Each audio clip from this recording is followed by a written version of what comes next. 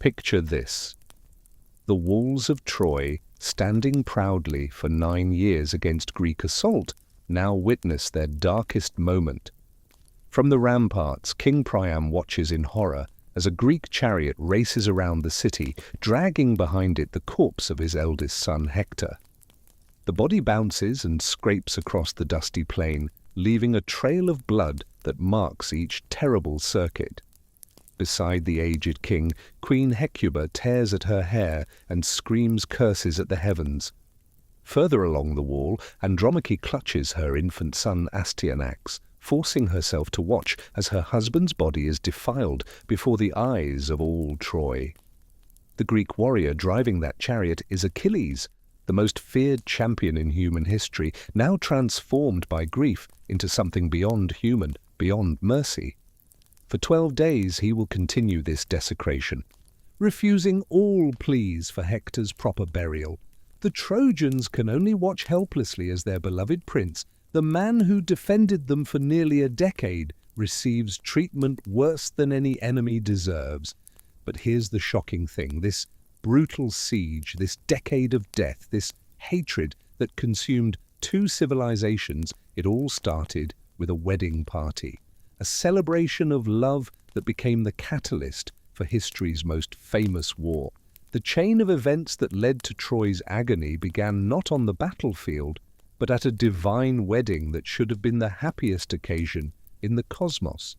Peleus, king of the Myrmidons, was marrying Thetis, a sea goddess of extraordinary beauty. Every major deity received invitations to this momentous union between mortal and divine: Zeus and Hera, Poseidon and Athena, Apollo and Artemis. All the powers of Olympus gathered to celebrate. The palace glittered with divine radiance as gods mingled with mortal royalty, sharing wine and music in an atmosphere of cosmic harmony. Yet one goddess was deliberately excluded from the guest list: Eris, goddess of discord and chaos. The other deities, knowing her nature and fearing the disruption she inevitably caused, hoped that by leaving her uninvited they could maintain peace during the celebration. But excluding the personification of strife from a gathering of the powerful? That was asking for trouble. Eris's revenge would prove more devastating than anyone could have imagined. The goddess of discord appeared uninvited at the height of the festivities, materializing in the great hall where immortals and mortals celebrated together. In her hand she carried a golden apple, inscribed with 3 simple words that would change everything: "To the fairest." With a smile that promised chaos, she tossed the fruit among the assembled goddesses before vanishing in a swirl of dark mist.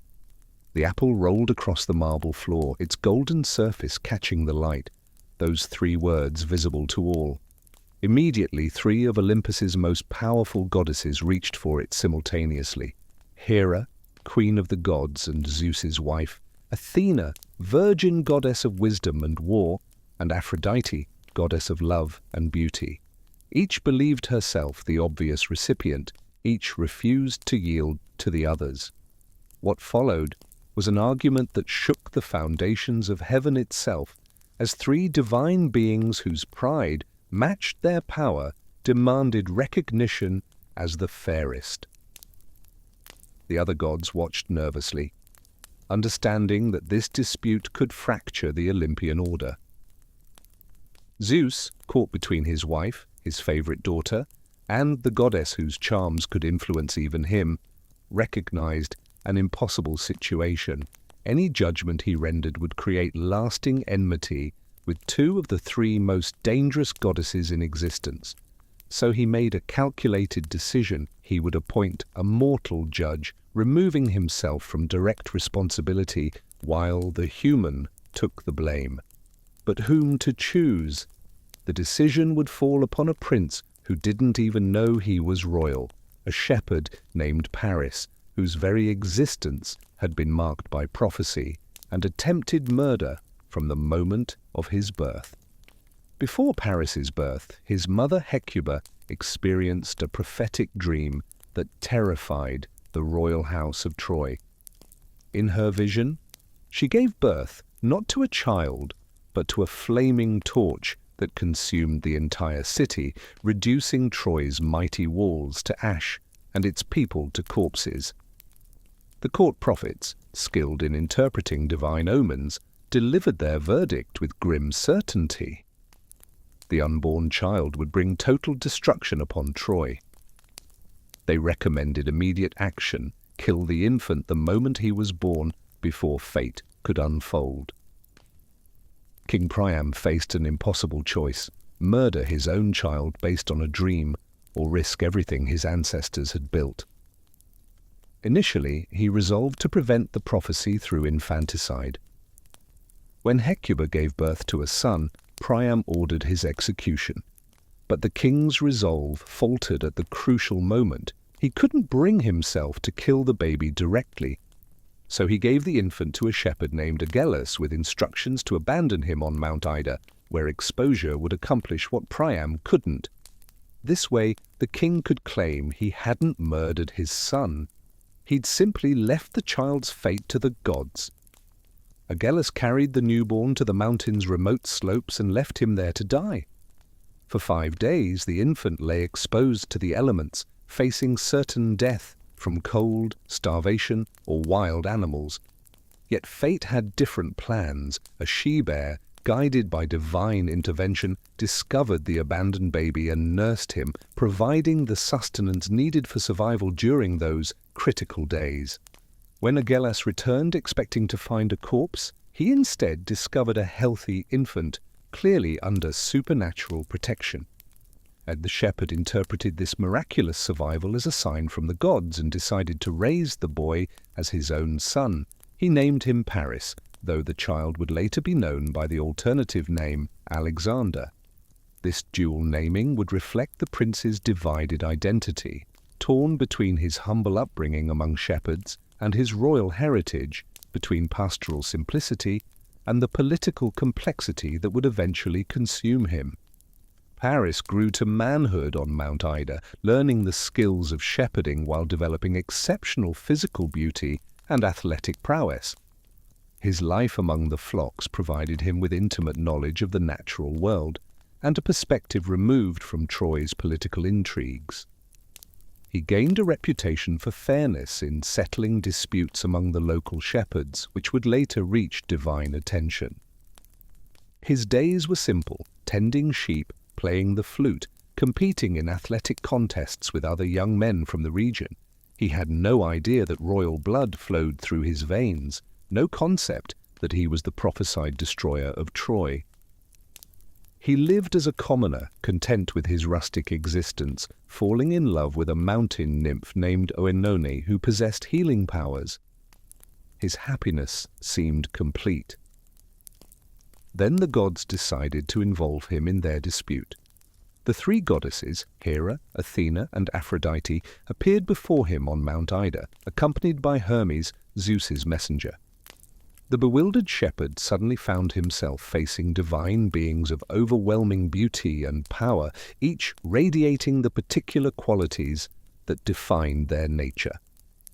Hermes delivered Zeus's command: Paris must judge which goddess deserved the golden apple, which deity was truly the fairest. The young man's reputation for fair judgment had reached Olympus, and his isolation from major political centers meant he had no obvious allegiances that might compromise his decision. But the goddesses weren't content to let their beauty speak for itself. Each offered Paris a bribe that would change his life and doom a civilization. Hera stepped forward first, her regal bearing commanding attention even among divine beings. As Queen of Heaven and Zeus's wife, she embodied legitimate authority and political power. Her offer reflected this: dominion over all of Asia and Europe, making Paris the greatest ruler the mortal world had ever seen. She promised him empire, conquest, and control over nations. Imagine the temptation: a shepherd suddenly offered kingship over half the known world. Her bribe appealed to traditional masculine ambitions for power and territory, offering tangible rewards that any mortal king would find nearly impossible to refuse. The promise emphasized her association with legitimate sovereignty and her understanding of the political motivations that drove royal decisions. "Accept her as fairest," she implied, and the world would bow before him. Athena presented herself next, her grey eyes reflecting strategic intelligence and disciplined strength. Born fully grown and armored from Zeus's head, she represented wisdom and warfare combined. Her offer focused on military glory and intellectual achievement, victory in all battles and wisdom surpassing that of other mortals. In the warrior culture that dominated the ancient Mediterranean, military success provided the primary path to lasting fame and honor. But Athena offered more than just battlefield victories. She promised the strategic thinking and tactical genius that would make Paris a legendary commander whose name would echo through history. Her bribe recognized that true greatness required both physical prowess and intellectual superiority. "Choose her," she suggested, "and he would become the greatest hero of his age, celebrated in songs and stories for generations." Aphrodite's offer seemed modest compared to empires and military glory. She promised Paris the love of the most beautiful woman in the world, Helen of Sparta. No armies, no kingdoms, just one woman. Yet this seemingly simple bribe contained more power than the other goddesses realized. Aphrodite understood something they didn't, that desire could override political calculation, that personal passion could reshape history more effectively than conquest. Her promise revealed her deep understanding of human nature and the ways love could influence both mortals and immortals. Paris, young and romantic, found himself drawn to this offer. He possessed the confidence of exceptional physical beauty. Surely he could win any woman's love. He failed to consider one crucial detail. Helen wasn't some available maiden. She was already married to Menelaus, king of Sparta, one of the most powerful rulers in Greece. And her previous suitors, dozens of Greek kings and princes, had sworn a sacred oath to defend her husband and punish anyone who harmed him or stole her away. But Paris, blinded by Aphrodite's promise and his own vanity, made his choice. He awarded the golden apple to Aphrodite, declaring her the fairest. In that moment, he doomed Troy. Hera and Athena's fury was immediate and absolute. The two goddesses, who had just been rejected by a mortal shepherd, swore vengeance against Troy, vowing to see Paris's city destroyed and his people slaughtered.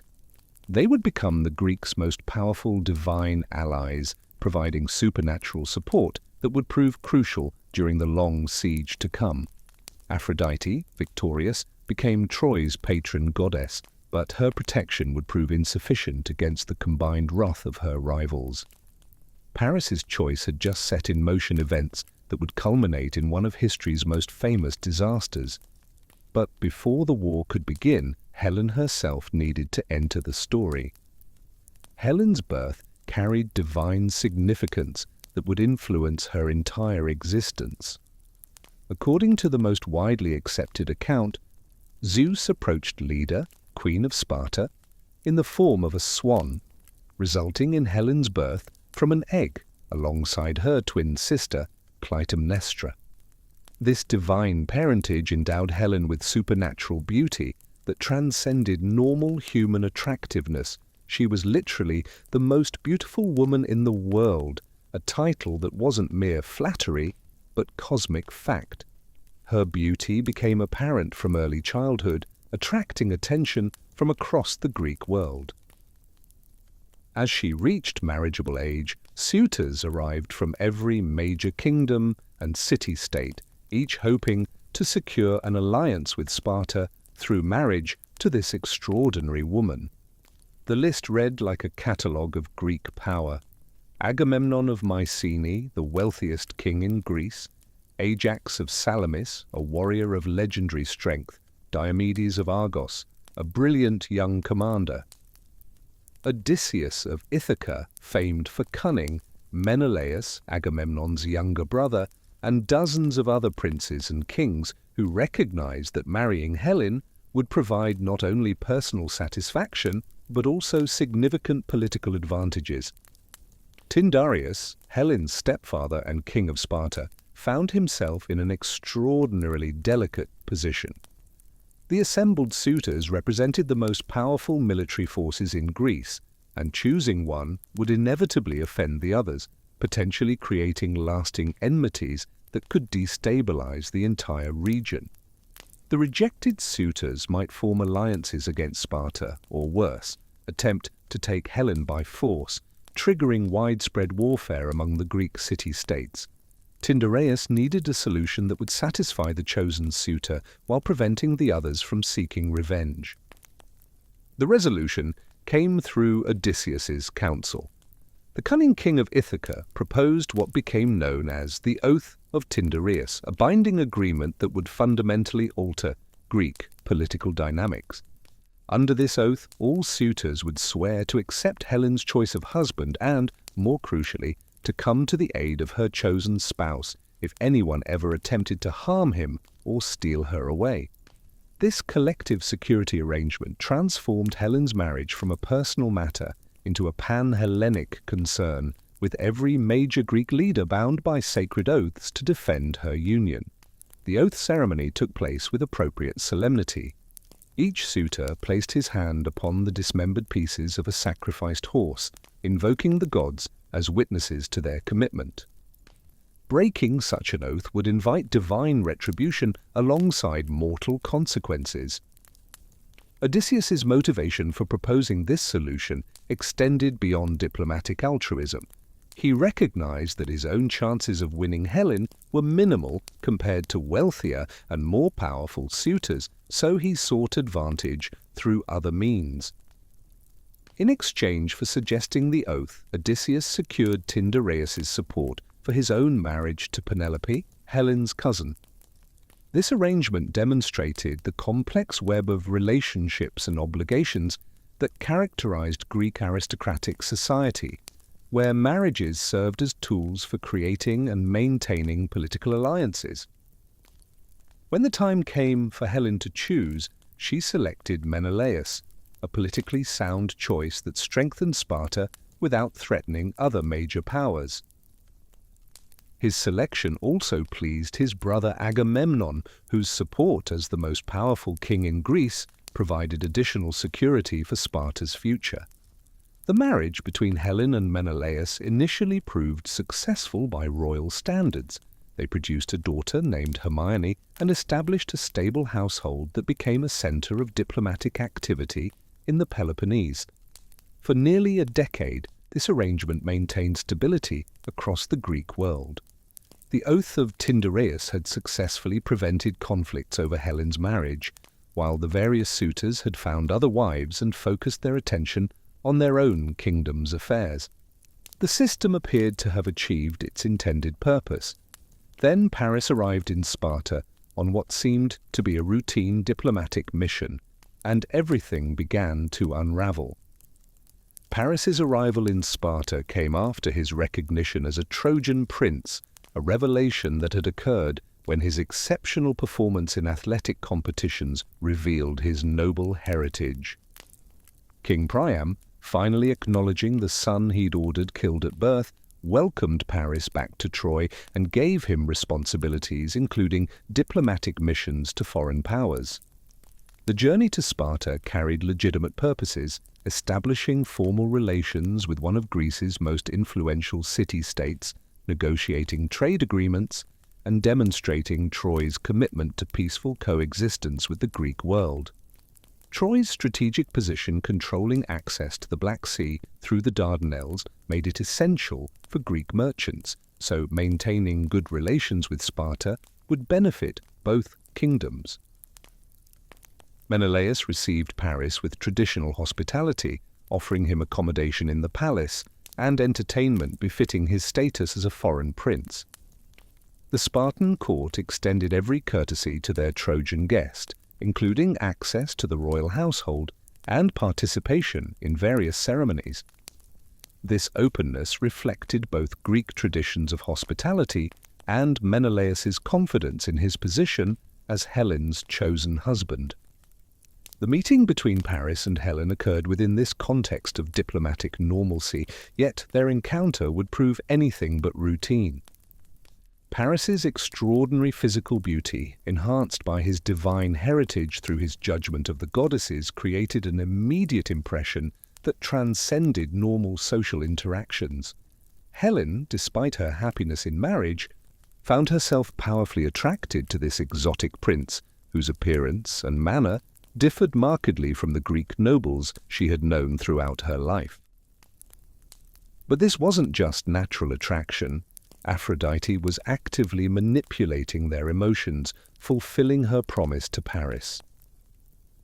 The goddess worked subtly but decisively, enhancing feelings that might have remained harmless admiration into overwhelming passion.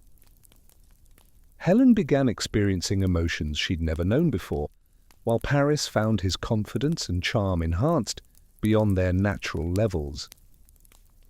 Neither fully understood the divine forces shaping their attraction, interpreting their emotions as purely natural responses to exceptional beauty and compatibility.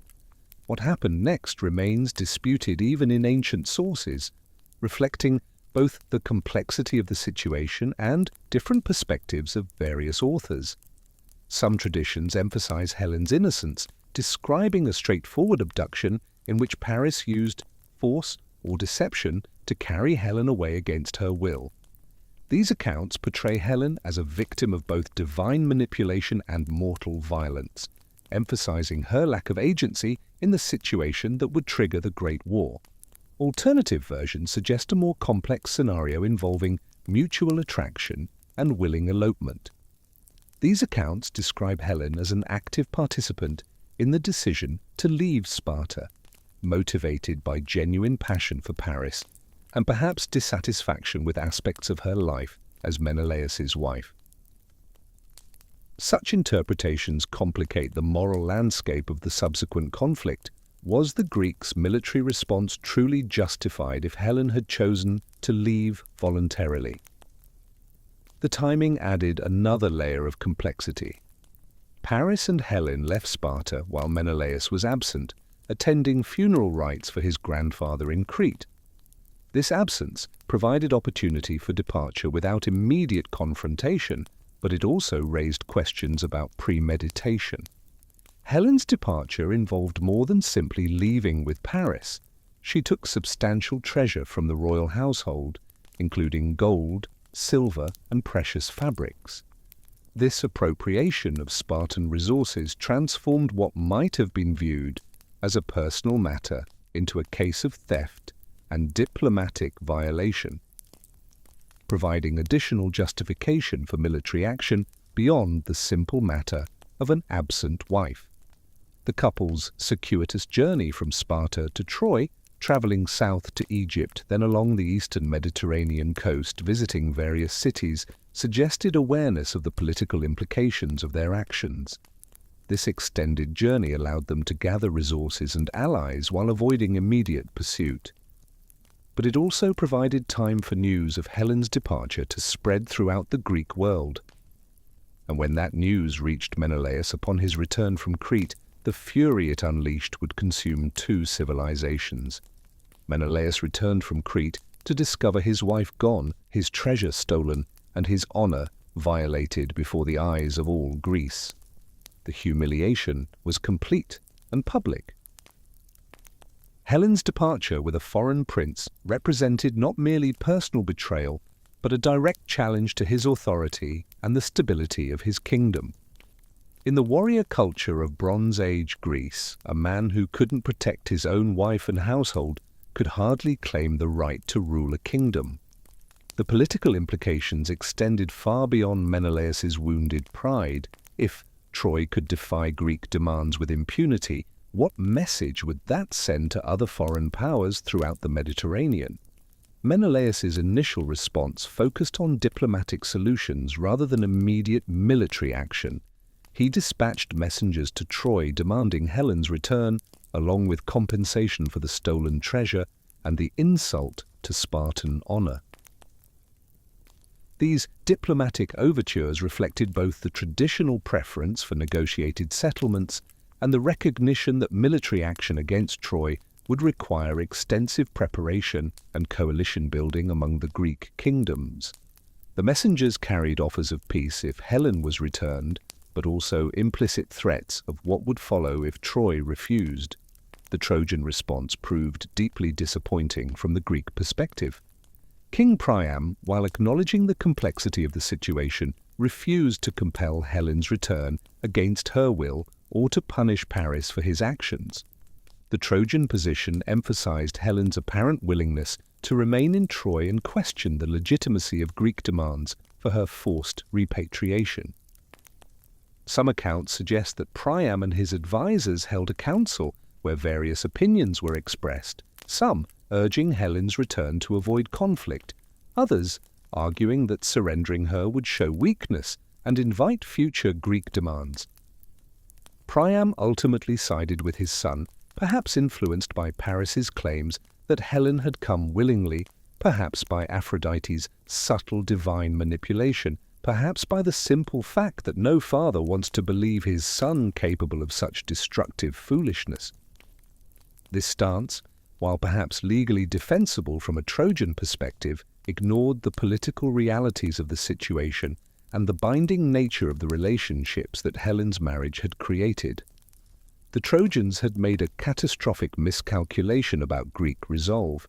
Faced with Troy's refusal to resolve the matter diplomatically, Menelaus turned to his brother Agamemnon for support. As king of Mycenae and the most powerful ruler in Greece, Agamemnon possessed both the military resources and the political authority necessary to organize a coordinated response to the Trojan challenge.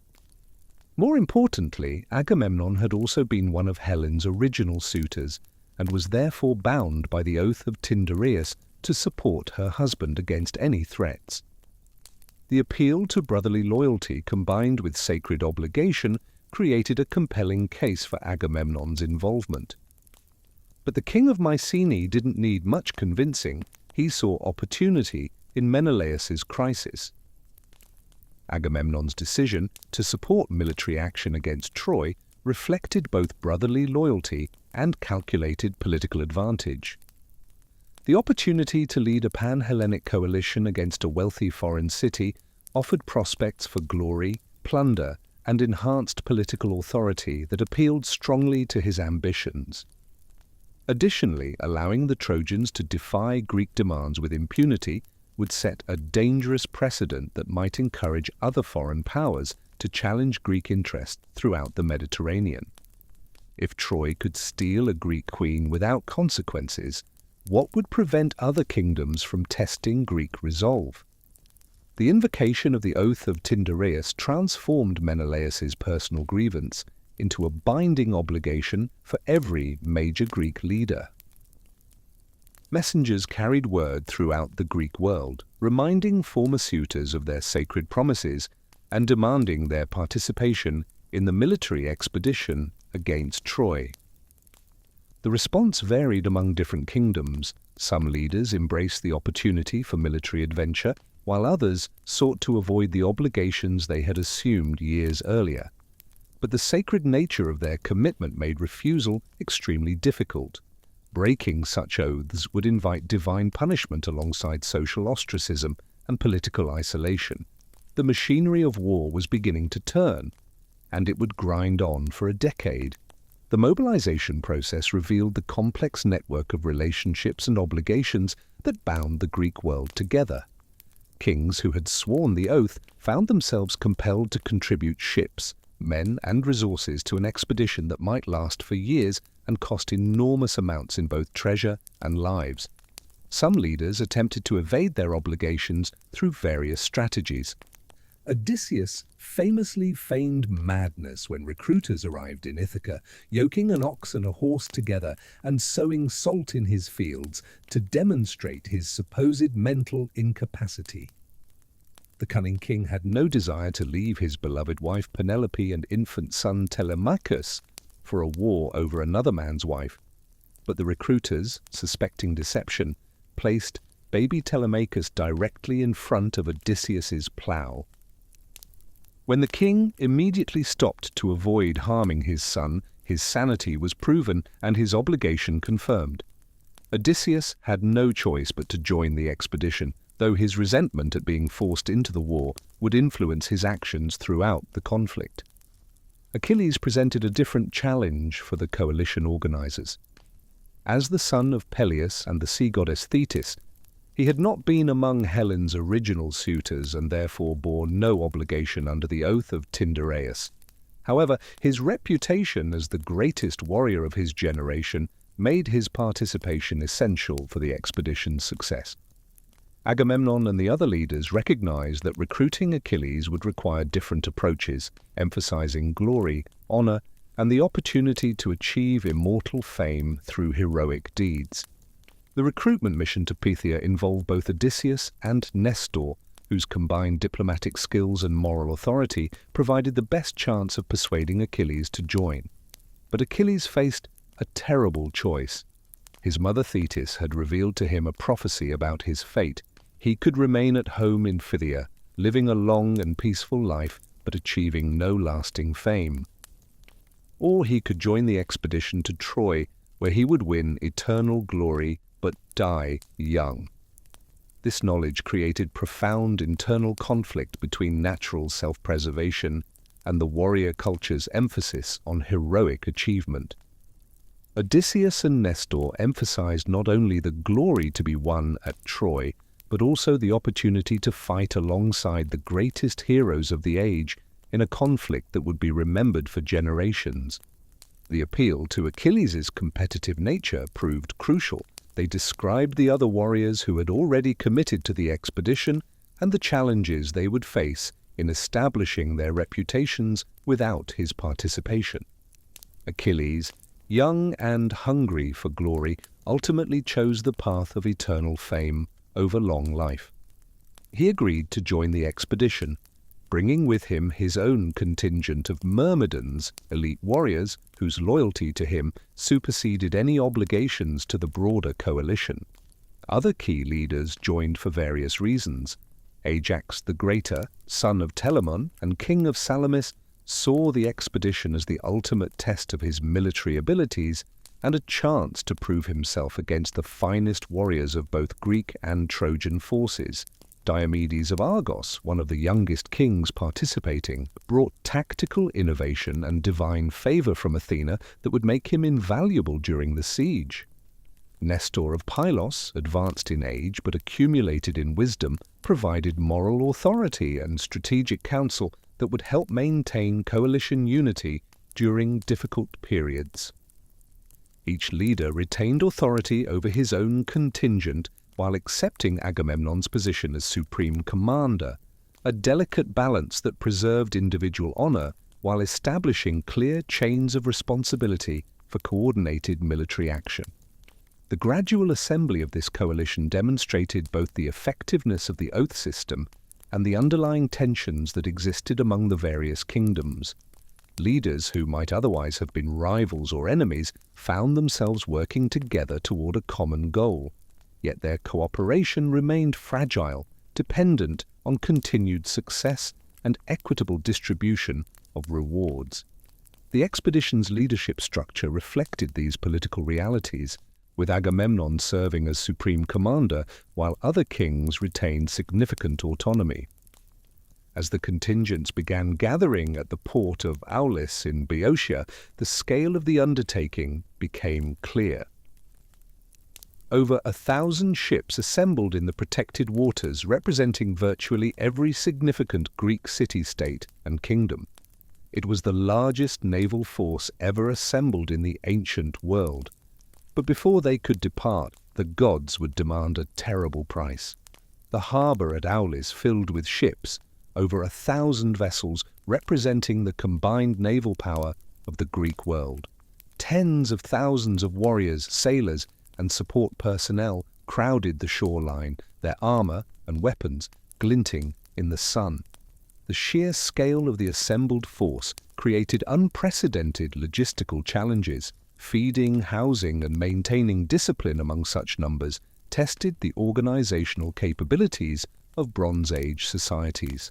And the concentration of so many armed men in a relatively small area created potential for conflicts that could destroy the coalition before it ever reached Troy.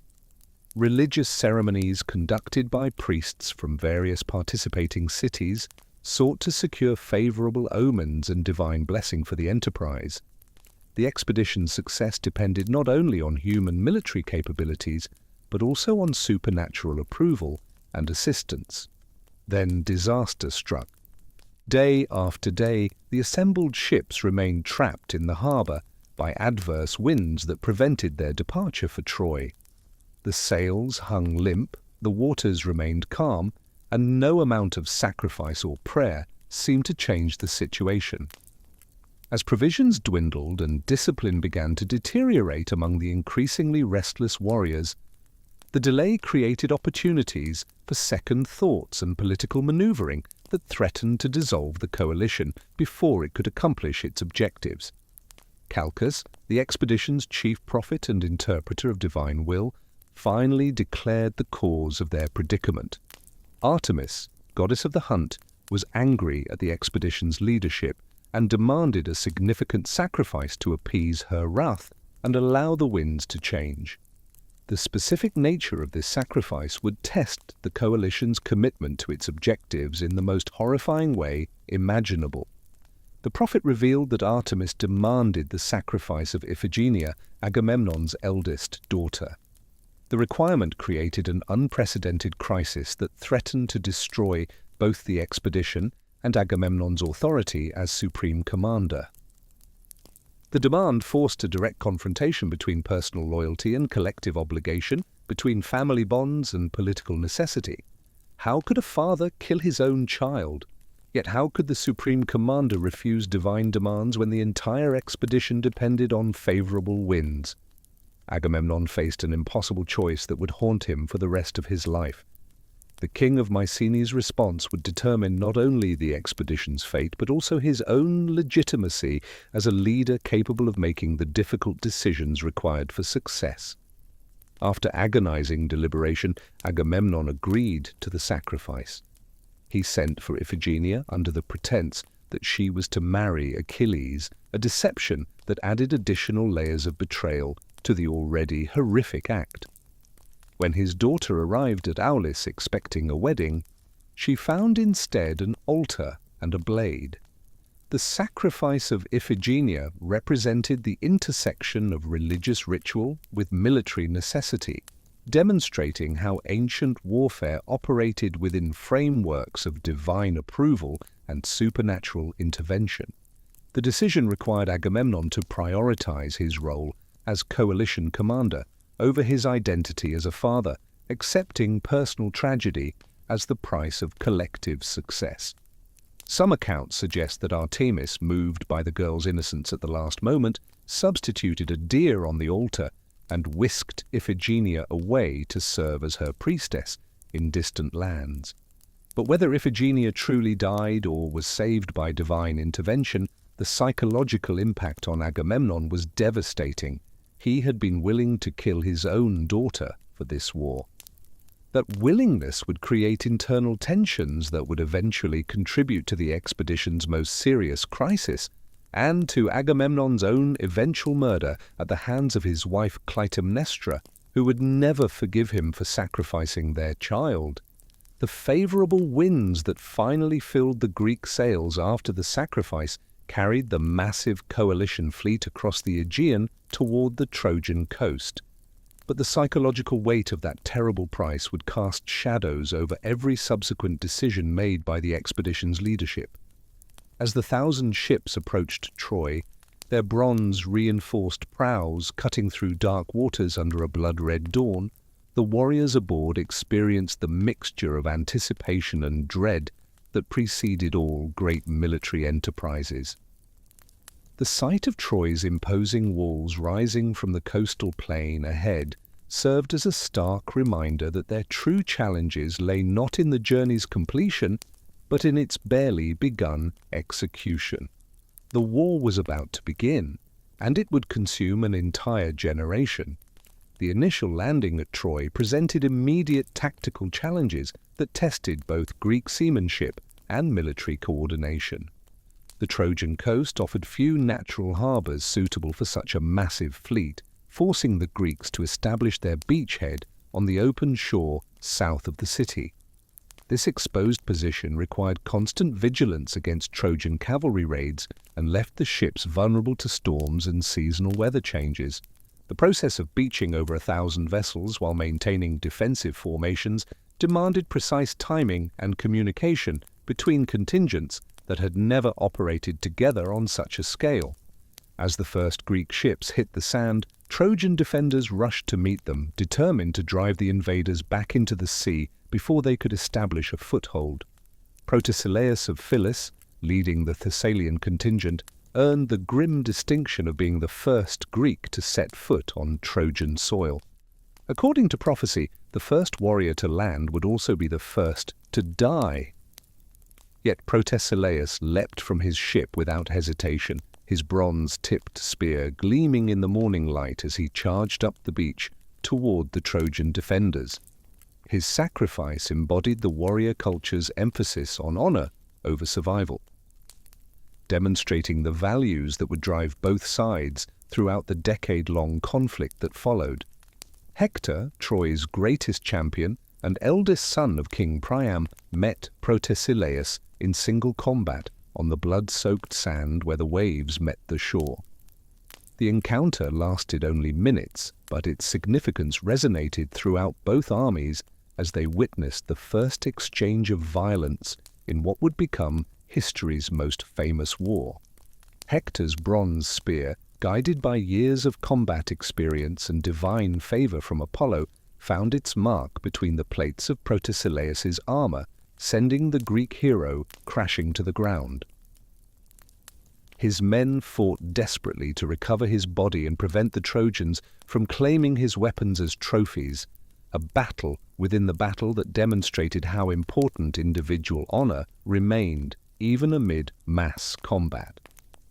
The death of Protesilaus galvanized the Greek forces, transforming what might have been a chaotic amphibious assault into a coordinated offensive that gradually pushed the Trojan defenders back from the shoreline.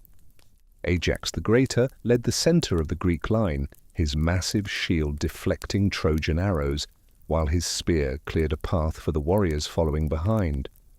Diomedes commanded the right wing, his tactical brilliance evident in the way he used the terrain to outflank Trojan positions and force their withdrawal toward the city's walls.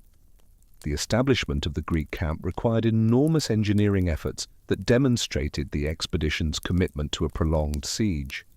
The chosen location on a natural rise overlooking both the beach and the approaches to Troy provided defensive advantages while remaining close enough to the ships to maintain naval communications with the Greek homeland. The camp's fortifications included a deep ditch backed by earthen ramparts topped with wooden palisades, creating a defensive perimeter that could withstand Trojan counterattacks while protecting the expedition's supplies and equipment. Within the camp's protective walls, the Greeks constructed a miniature city that reflected their understanding that the siege would last far longer than initially anticipated. Each contingent established its own section, with the Myrmidons occupying the area nearest the sea under Achilles' leadership, while Agamemnon's forces held the central position befitting his role as supreme commander. The layout facilitated both military coordination and the maintenance of traditional hierarchies, allowing individual leaders to preserve their authority while contributing to collective defense. The camp's internal organization revealed the complex logistics required to sustain tens of thousands of warriors in hostile territory. Blacksmiths established forges for repairing weapons and armor, while carpenters constructed siege equipment and maintained the ships that provided the expedition's only reliable connection to Greece. Medical facilities treated the wounded using techniques that combined practical experience with religious ritual. Food preparation and storage required constant attention as the army's enormous appetite quickly exhausted local resources and forced reliance on supplies shipped from allied cities. Troy's massive walls presented defensive challenges that exceeded anything the Greek commanders had previously encountered. The fortifications, constructed from precisely fitted limestone blocks reinforced with timber and earth, rose nearly 30 feet above the surrounding plain and extended for over a mile around the city's perimeter. 6 major gates, each protected by projecting towers and complex approach routes, controlled access to the city while providing sally ports for defensive sorties. The walls' thickness, in some places exceeding 20 feet, rendered them virtually impervious to conventional siege techniques available in the Bronze Age. The Greeks stared up at those walls and realized that taking Troy would require far more than simple assault. It would require patience, cunning, and perhaps a miracle. What they didn't know was that it would take 10 years and cost nearly everything. The pattern of warfare that emerged during the siege's early years reflected the tactical realities of Bronze Age combat, combined with the specific challenges posed by Troy's defenses.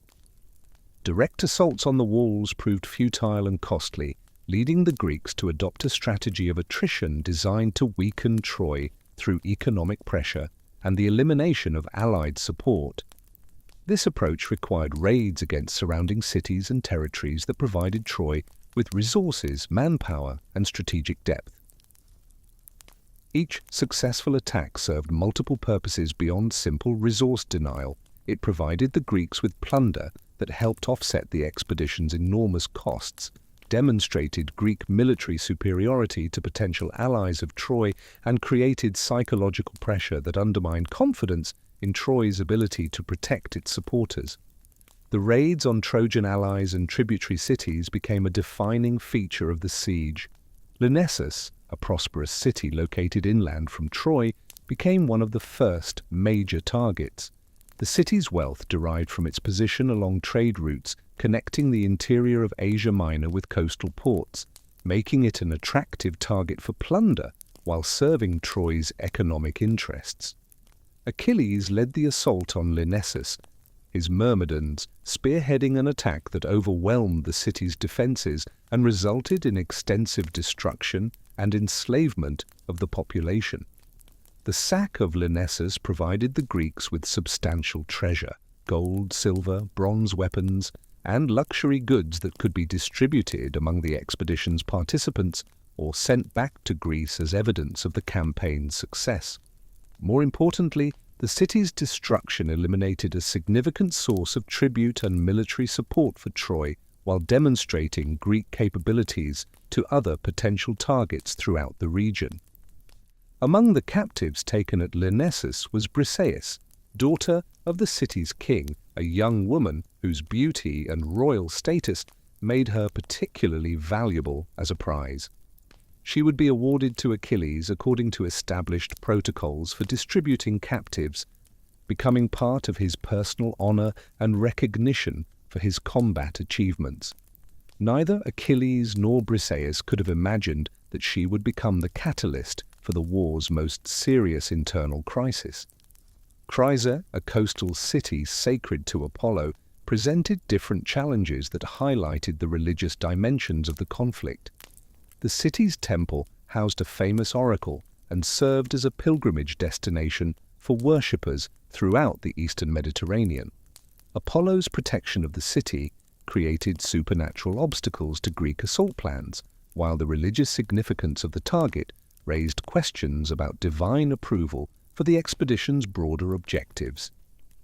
Despite these concerns, the strategic value of Chrysa's port facilities and the wealth accumulated in Apollo's temple made it an irresistible target. Agamemnon personally led the assault, hoping that his authority as supreme commander would provide sufficient legitimacy for attacking a sacred site. The city's capture yielded enormous treasure. Gold and silver offerings accumulated over centuries of pilgrimage, but also resulted in the enslavement of Chryseis, daughter of Apollo's priest Chryses. Her captivity would later trigger divine retribution against the Greek forces that would bring the expedition to the brink of complete disaster. The distribution of plunder from these raids created internal tensions within the Greek coalition that threatened to undermine military effectiveness and political unity. Traditional warrior culture demanded that spoils be divided according to complex hierarchies based on individual contribution, social status, and military rank. But the unprecedented scale of the expedition complicated these arrangements. Disputes over the allocation of treasure, captives, and honor created lasting resentments that would eventually explode into open conflict between the coalition's most important leaders. Agamemnon's claim to the largest share of plunder, based on his position as supreme commander, conflicted with the expectations of warriors like Achilles, whose personal combat achievements exceeded those of any other participant. The tension between collective leadership and individual merit created a fundamental contradiction within the coalition structure that became more pronounced as the siege dragged on without decisive results. As months stretched into years and Troy's walls stood defiantly against every Greek effort, frustration mounted. The psychological toll of prolonged siege warfare manifested in various forms of indiscipline and social breakdown that threatened the expedition's cohesion. Warriors accustomed to decisive battles and clear victories found themselves trapped in a grinding war of attrition that offered few opportunities for individual glory or advancement. The combination of boredom, frustration, and constant danger created conditions that fostered gambling, drinking, and internal conflicts. By the 9th year of the siege, both sides had settled into patterns that seemed likely to continue indefinitely. The Greeks couldn't breach Troy's walls, the Trojans couldn't drive the Greeks into the sea. Stalemate appeared permanent, then everything changed. A quarrel over captive women would trigger a crisis that brought both armies to the edge of catastrophe. The crisis began when Chryses, priest of Apollo, arrived at the Greek camp carrying the sacred symbols of his office, a golden staff topped with Apollo's raven and woolen fillets marking his status as the god's chosen representative. His dignified bearing and obvious grief at his daughter's captivity created a powerful emotional appeal that resonated with fathers throughout the Greek army, many of whom had left their own children behind in distant kingdoms. Chryses offered substantial ransom for his daughter's freedom. Gold and silver accumulated over decades of temple service, along with precious objects dedicated to Apollo by generations of pilgrims. The wealth he displayed exceeded what most kings might pay for captured family members, demonstrating both his devotion to his daughter and his understanding of the material considerations that motivated many Greek decisions. His public presentation of this ransom before the assembled army created political pressure on Agamemnon to accept terms that any reasonable commander should have found acceptable.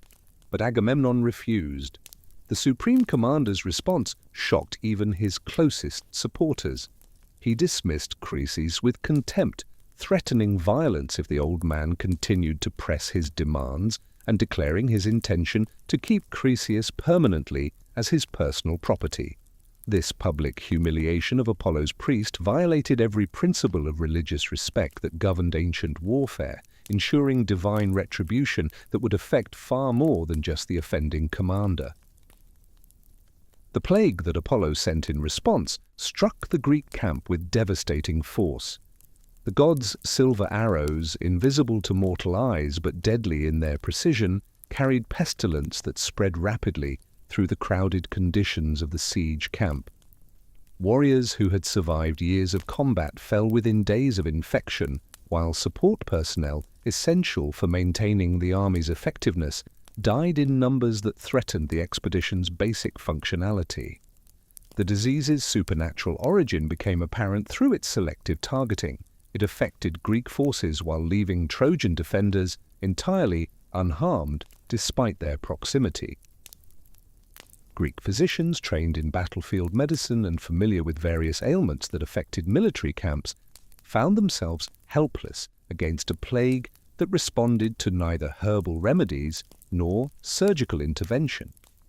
The epidemic's rapid spread created panic that threatened to dissolve the coalition entirely as individual contingents considered abandoning the siege to protect themselves. Calchas the prophet recognized the plague's true cause, but hesitated to reveal information that would directly challenge Agamemnon's authority. The seer understood that identifying the supreme commander's sacrilege as the source of divine punishment would create a political crisis that might prove even more dangerous than the disease itself.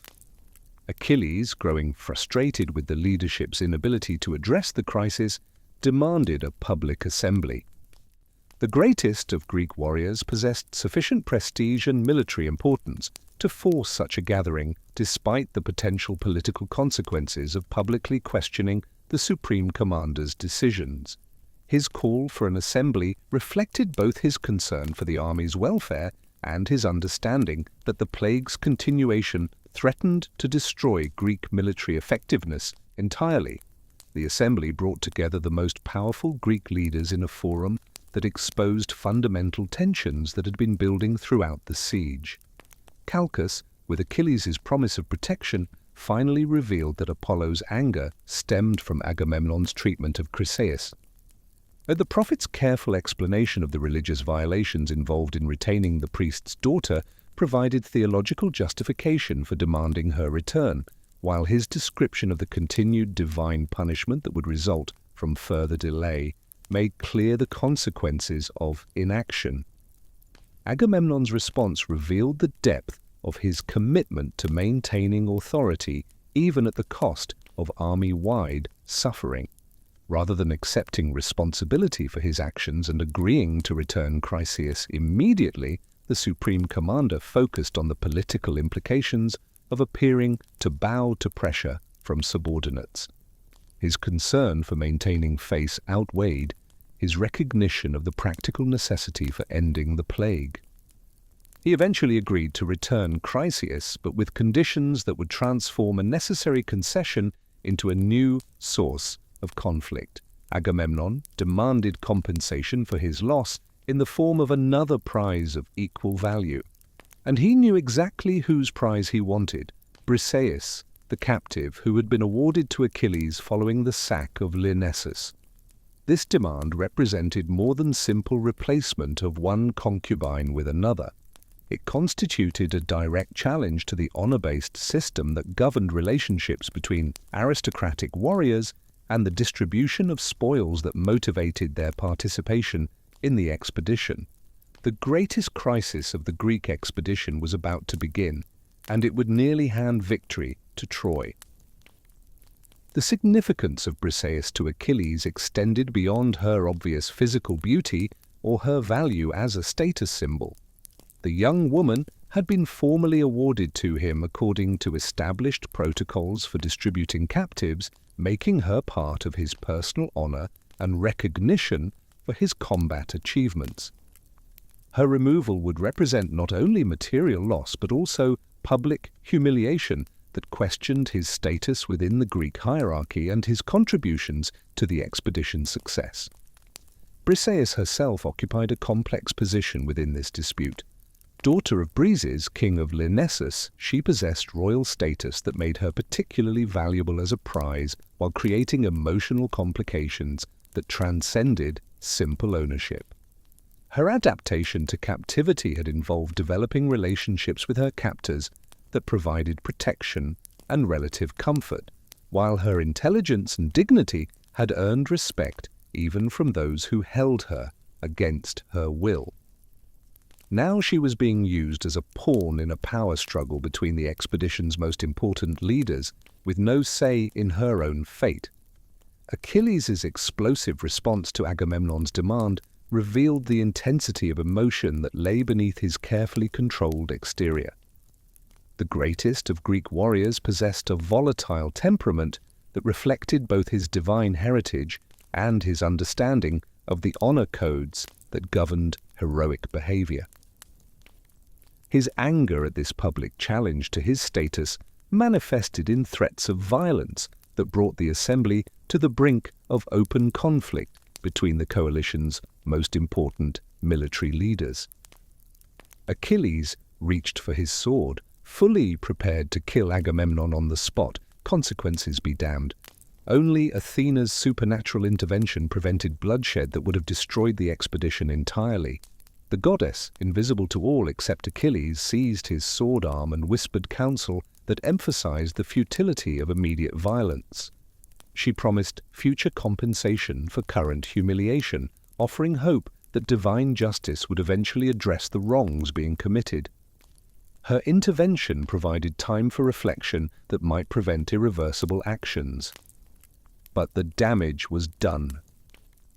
The confrontation between Achilles and Agamemnon escalated beyond simple disagreement over the distribution of spoils to encompass fundamental questions about authority, merit, and the proper relationship between individual achievement and collective leadership. Achilles' accusations that Agamemnon contributed little to actual combat, while claiming the larger share of rewards, resonated with many warriors who had observed the supreme commander's tendency to avoid personal risk while demanding maximum recognition. His challenge threatened to undermine the coalition's entire organizational structure. Agamemnon's response revealed his understanding that yielding to Achilles' challenge would establish a precedent that could destroy his authority over other contingent commanders. His insistence on taking Briseis represented more than personal vindictiveness. It constituted an assertion of supreme command authority that could not be challenged without consequences. The political calculations involved in this decision weighed immediate military effectiveness against long-term command structure, with Agamemnon choosing to preserve his authority even at the cost of losing his most effective warrior. Agamemnon's heralds arrived at Achilles' tent to seize Briseis.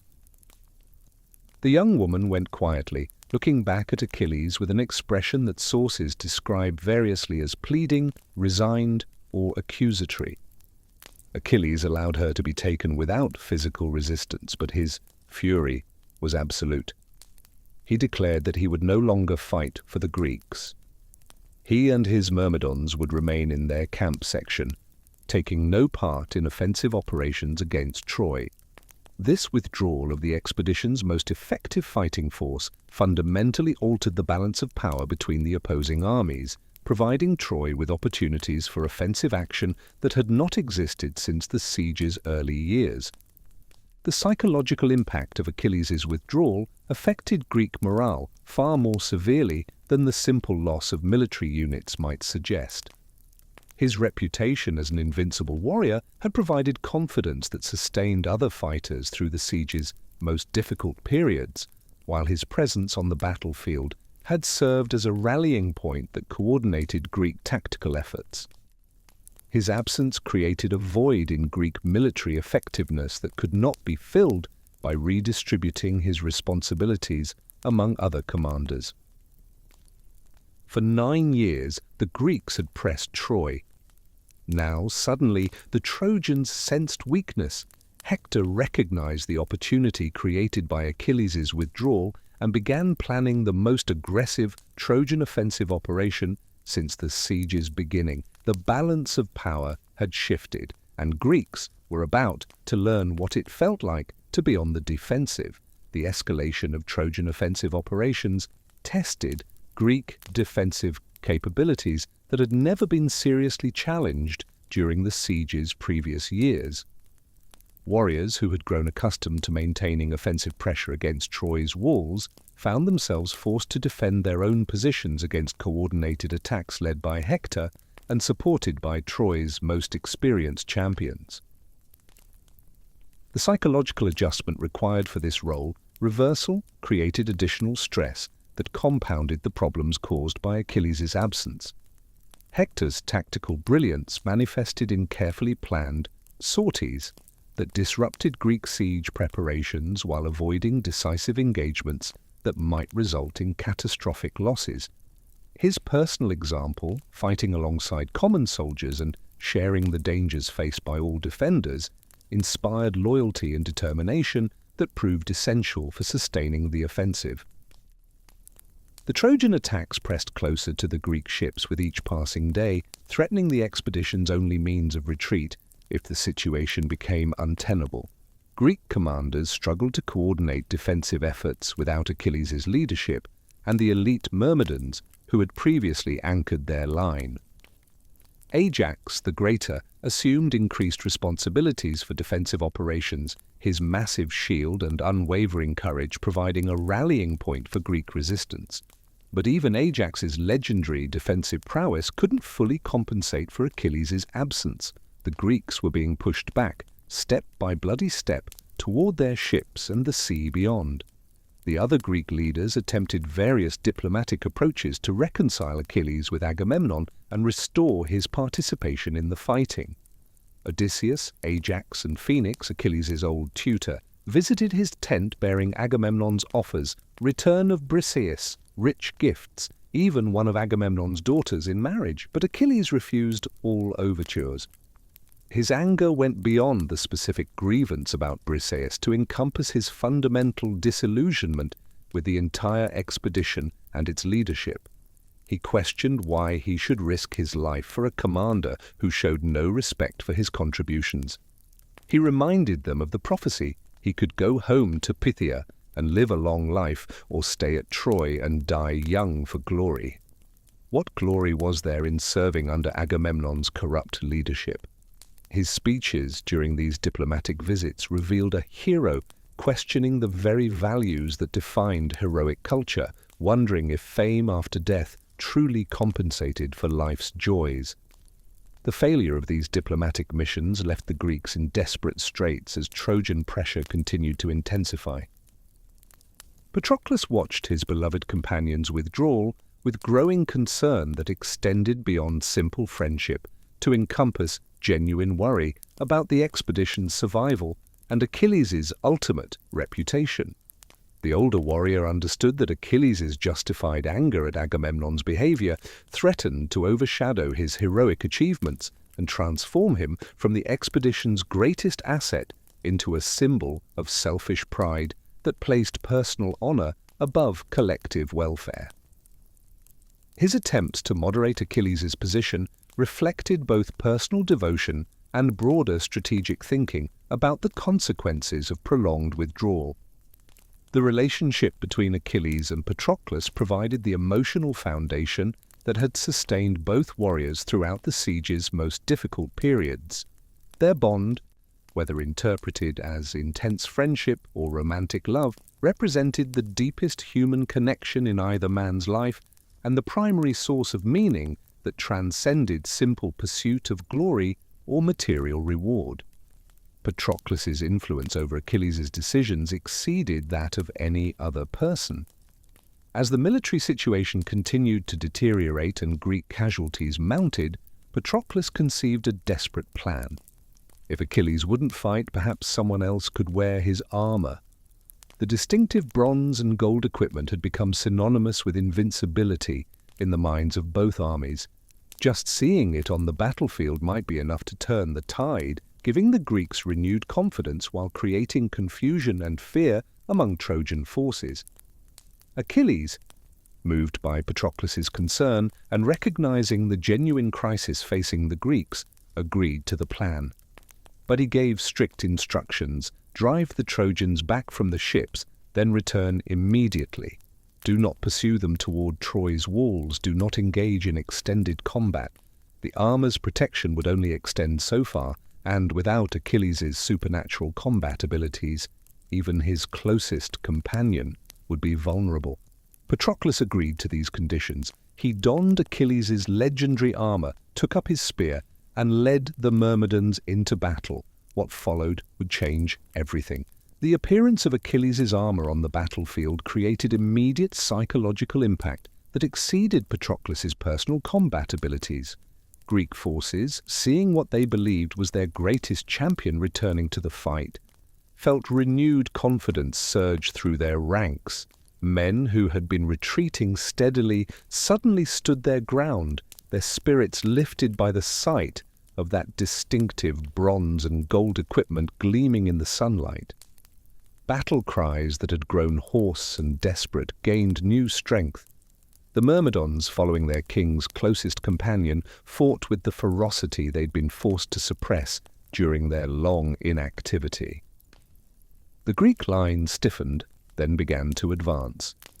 Trojan forces, believing they faced the returned Achilles, felt the confidence that had sustained their offensive begin to waver.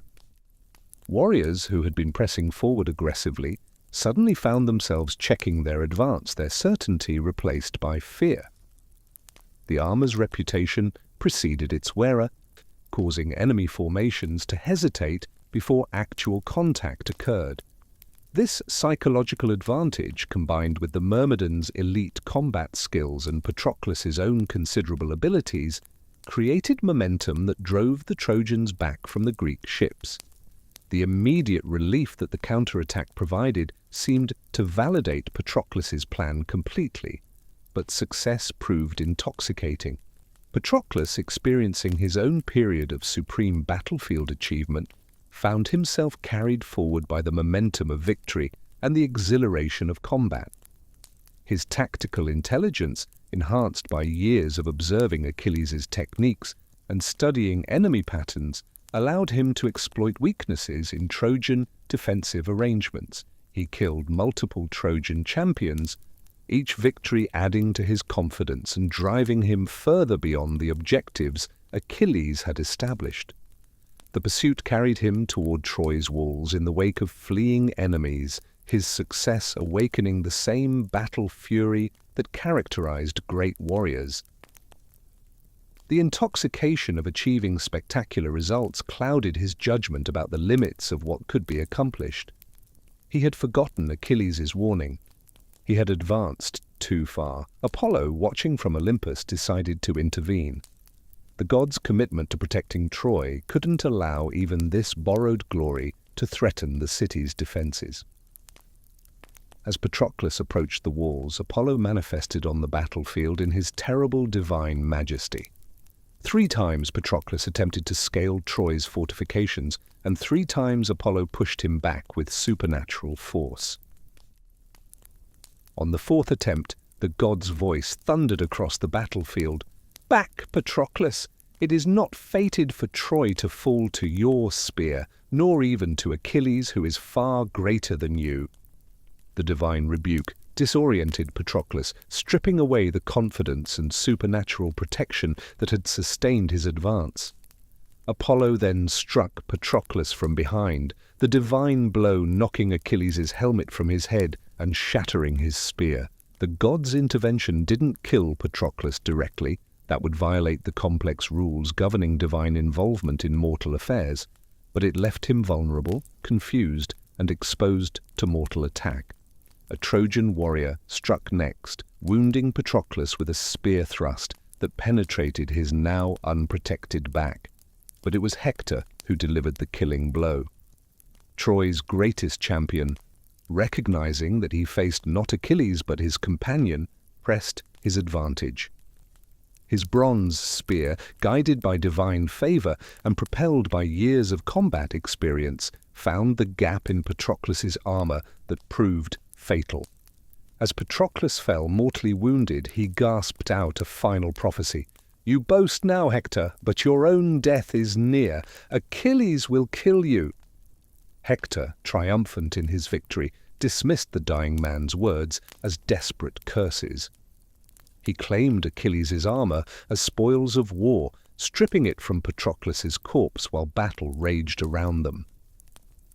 The Greeks fought desperately to recover Patroclus' body, knowing that losing it would add unbearable dishonor to the tragedy of his death. The battle for the corpse lasted hours, with Ajax and Menelaus leading the Greek effort against Hector and the Trojan champions. Finally, the Greeks succeeded in recovering Patroclus' body, though Hector retained the armor. As news of Patroclus' death spread through both armies, everyone understood what it meant. Achilles' grief would transform him into something far more terrible than he had ever been before. The Trojans had won a tactical victory by killing Patroclus and claiming legendary armor, but strategically, They had just unleashed a catastrophe upon themselves. Achilles was coming, and no force in heaven or earth would be able to stop what he would do. The news reached Achilles through Antilochus, son of Nestor, whose diplomatic skills made him the logical choice for delivering information that would inevitably provoke an explosive emotional response. The messenger's careful approach reflected understanding of Achilles' volatile nature and the need to prevent his grief from manifesting in ways that might harm the Greek cause, but no amount of careful wording could soften this blow.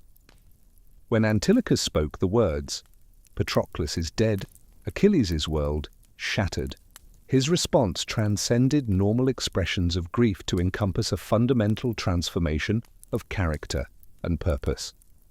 He threw dust over his head, tore his clothes, and cried out with such intensity that his divine mother Thetis heard his laments from the depths of the sea. His anguish revealed the human vulnerabilities that lay beneath his reputation for invincibility. He collapsed to the ground, weeping, while his myrmidons gathered around helplessly, unable to provide comfort for this magnitude of loss. The other Greek leaders watched in silence, recognizing that they were witnessing something beyond ordinary grief. This was the breaking and remaking of the ancient world's greatest warrior. Thetis rose from her ocean realm to comfort her grieving son, appearing before him with maternal compassion and prophetic knowledge. The sea goddess understood what Achilles' return to battle would mean. She had always known the prophecy. If Achilles avenged Patroclus by killing Hector, his own death would follow soon after. Her appearance provided both comfort and warning, a desperate attempt to preserve his life while acknowledging that his nature made such preservation impossible. She tried to counsel him about the limits of vengeance and the dangers of excessive anger, but she could see in his eyes that he had already made his decision. Nothing would stop him from killing Hector. Not prophecy, not divine warning, not even the certainty of his own approaching death. Patroclus had been everything to him, and his death demanded retribution that transcended all other considerations, including self-preservation. Thetis, recognizing that she couldn't change his mind, shifted to practical matters. Achilles' original armor, worn by Patroclus and now claimed by Hector, couldn't be recovered without the battle that would require supernatural protection. She promised to commission new armor from Hephaestus, the divine craftsman, equipment that would be even more magnificent than what he'd lost. The creation of Achilles' new armor by Hephaestus represented the pinnacle of divine craftsmanship applied to mortal warfare. The fire god forged equipment that combined practical protection with artistic achievement that would inspire poets for generations. The shield alone became legendary. Its elaborate decorations depicted scenes encompassing the full range of human experience: cities at peace and cities at war, farmers harvesting fields, dancers celebrating festivals, judges settling disputes, warriors in combat. The images served as commentary on the choices available to mortal heroes and the consequences of their decisions. The shield showed Achilles both worlds, the peaceful life he was abandoning and the violent death he was choosing. The armor's supernatural qualities would enhance his already formidable combat abilities while marking him as a figure who transcended normal human limitations. When Thetis delivered the divine armor to her son at dawn, its radiance lit up the Greek camp like a second sunrise. Achilles donned the equipment with grim determination, each piece settling into place like fate itself accepting its inevitable course. The transformation was complete. The grief-stricken man who had wept over Patroclus's body was gone, replaced by an implacable agent of vengeance who would show no mercy, accept no appeals, acknowledge no limits. The man Achilles had been dyed with Patroclus. What remained was something beyond human, a force of nature bent on destruction. He strode through the Greek camp toward the assembly ground where Agamemnon waited. The reconciliation that followed would be purely mechanical, driven by necessity rather than forgiveness. Achilles no longer cared about honor, prizes, or political disputes. He cared only about one thing: killing Hector. And after Hector, he would accept the death that prophecy promised, because life without Patroclus held no meaning anyway.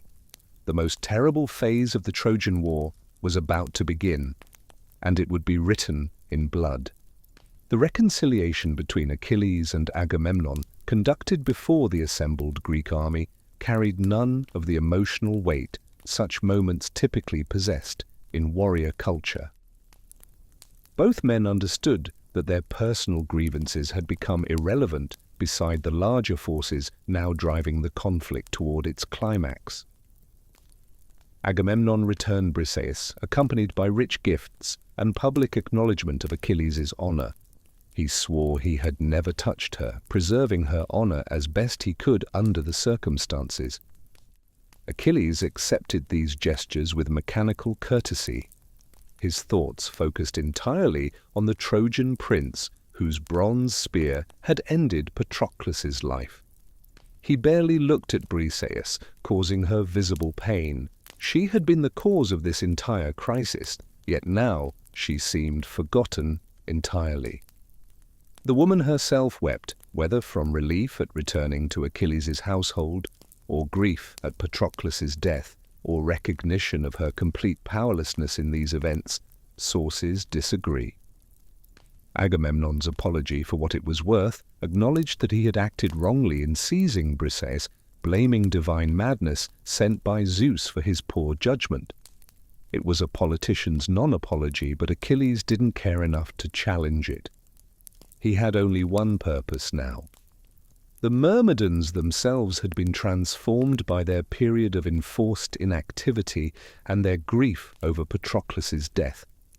These elite warriors, drawn from the mountains of Thessaly and trained from childhood in the arts of war, had watched helplessly as their comrades in other contingents died while they remained bound by their king's quarrel with Agamemnon. Their eagerness to return to combat carried additional intensity born of shame at their absence during the army's darkest hours and determination to honor their fallen commander through spectacular achievements on the battlefield. They understood that their king was leading them not toward victory but toward revenge, and they embraced this purpose with fierce loyalty. When Achilles appeared before them in his new divine armor, they roared approval that echoed across the plain. They would follow him into hell itself if he asked, and in a sense, that's exactly where he was leading them. Achilles' first appearance on the battlefield since his withdrawal created immediate panic among Trojan forces who had grown confident during his absence. His war cry, enhanced by divine favor and powered by supernatural grief, echoed across the plain with such force that horses reared and men stumbled backward from positions they had held with courage only moments before.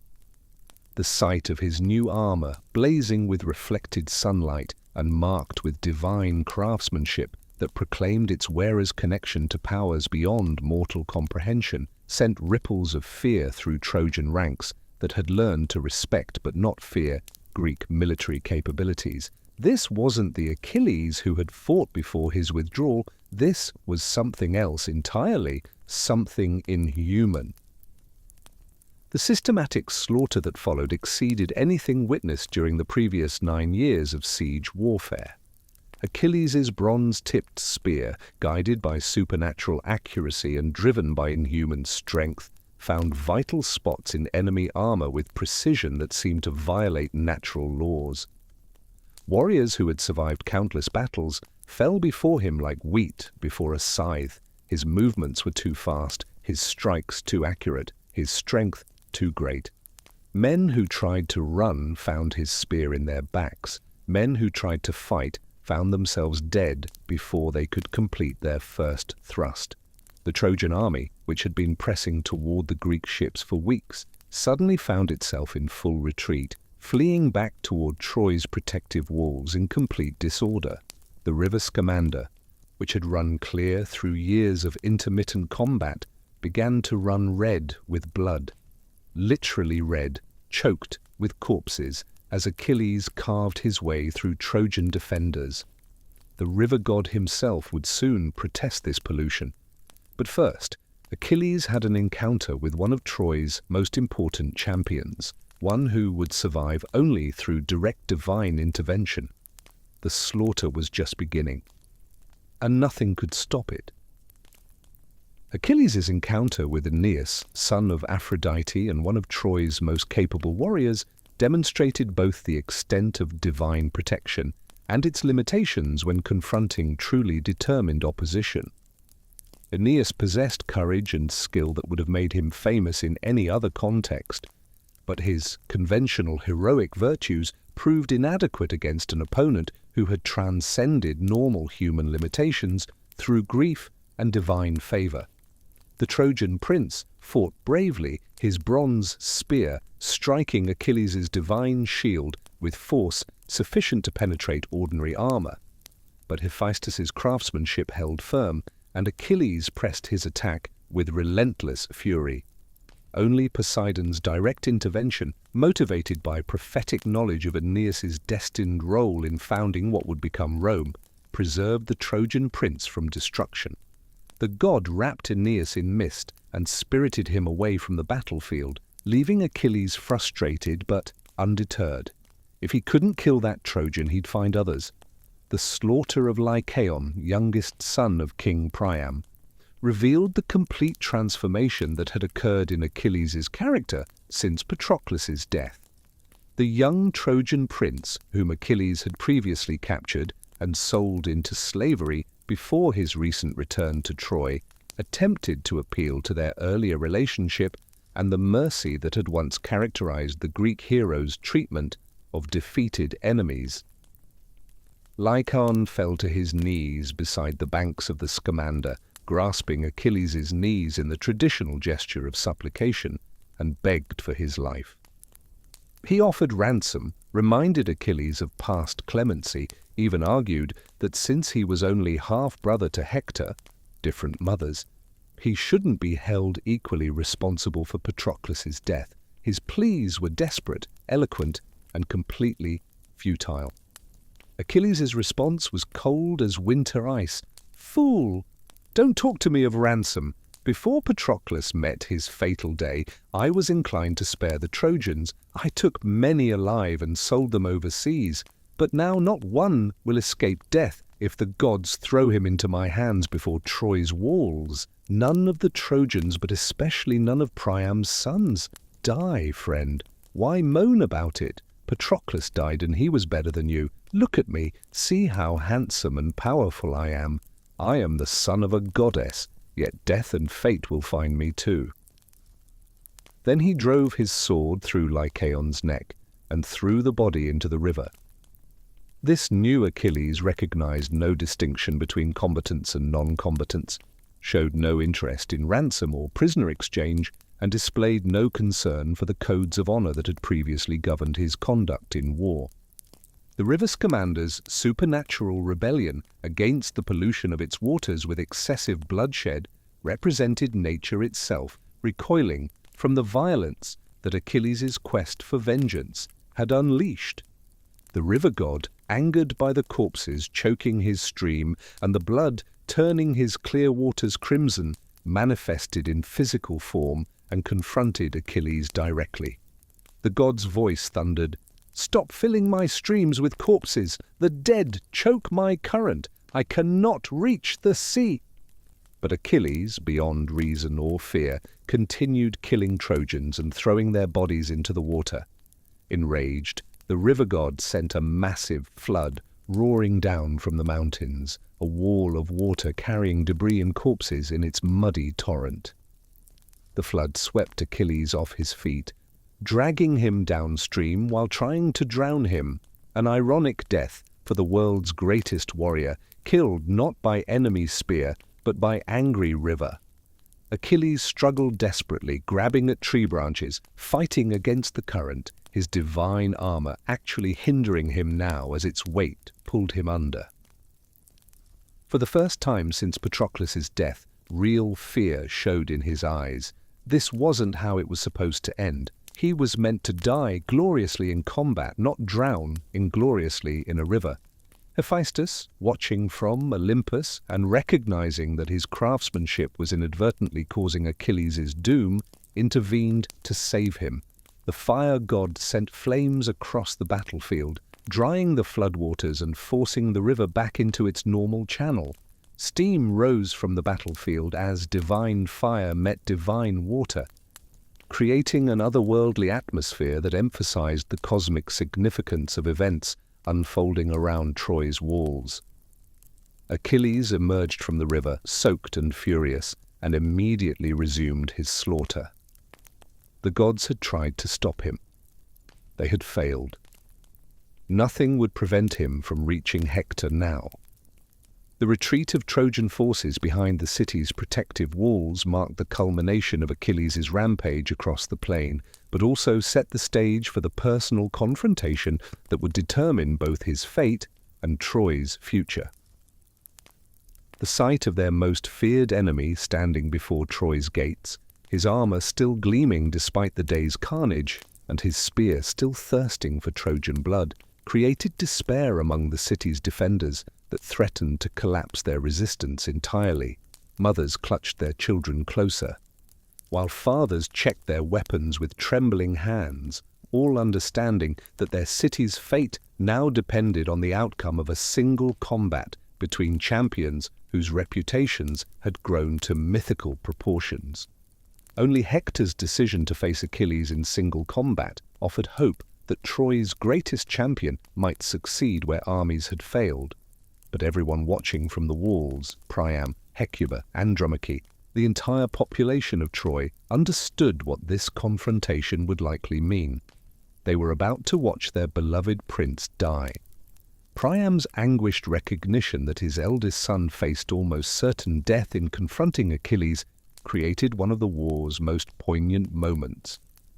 The aged king stood on the ramparts beside the gate where Hector waited, tears streaming down his weathered face, and pleaded with his son to avoid the combat that honor demanded he accept.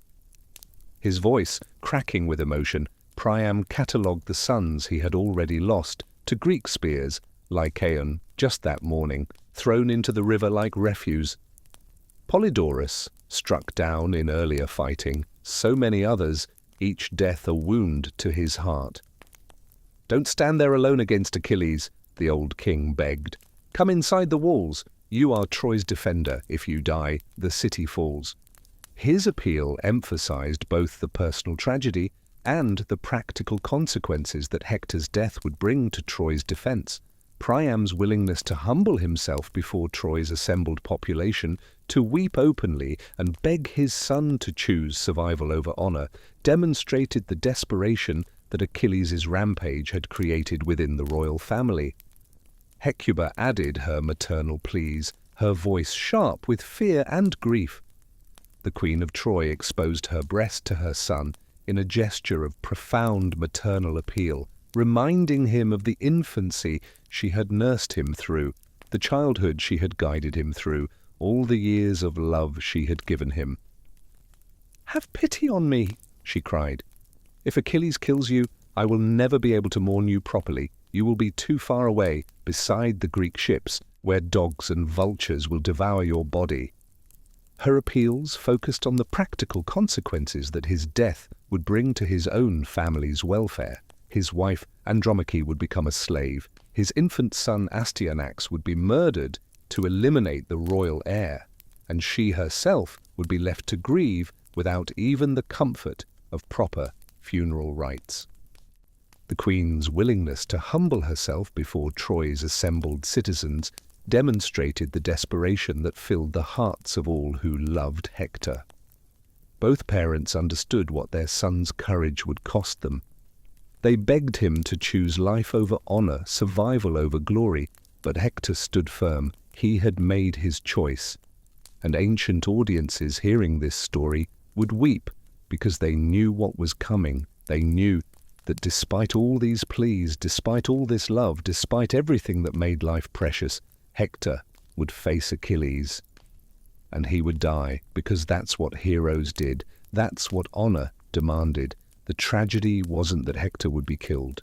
The tragedy was that everyone, Hector, his parents, his wife, his people, the audience hearing the story, everyone knew he would be killed, yet he had to fight anyway. That was the terrible cost of heroism. That was the price of glory. Hector's internal struggle as he watched Achilles approach revealed the complexity of heroic decision-making in ancient warfare. His acknowledgement of the fear that any rational person would feel when confronting Achilles demonstrated his humanity, while his determination to proceed despite that fear proved his heroic stature. He considered his options. He could retreat inside the walls, but that would bring shame worse than death. His people would say he had destroyed the army through bad leadership, refusing to retreat earlier when Achilles returned, and then refused to face the consequences of his decisions. He briefly fantasized about negotiating with Achilles, offering to return Helen and all the treasure Paris had taken, even adding more wealth from Troy's stores. But he immediately dismissed this idea. Why do I even think such things? Achilles would show no mercy. He would kill me on the spot while I stood there, unarmed like a woman. This is no time for gentle words between us, like a young man and maiden chatting by a rock or oak tree. Better to clash in combat quickly and see to whom Zeus gives glory. His decision to stand and fight reflected the warrior culture's emphasis on reputation over survival. Then Achilles appeared before him, and Hector ran. This moment shocks modern audiences, but ancient Greeks understood. Even the bravest hero could feel overwhelming terror when faced with supernatural threat. Hector's flight wasn't cowardice, it was human nature confronting the inhuman. 3 times Achilles chased Hector around Troy's walls, the fastest runner in the Greek army, pursuing Troy's greatest champion while both armies watched from their respective positions. Every defender on Troy's walls and every Greek warrior on the plain below witnessed this chase, understanding its psychological significance.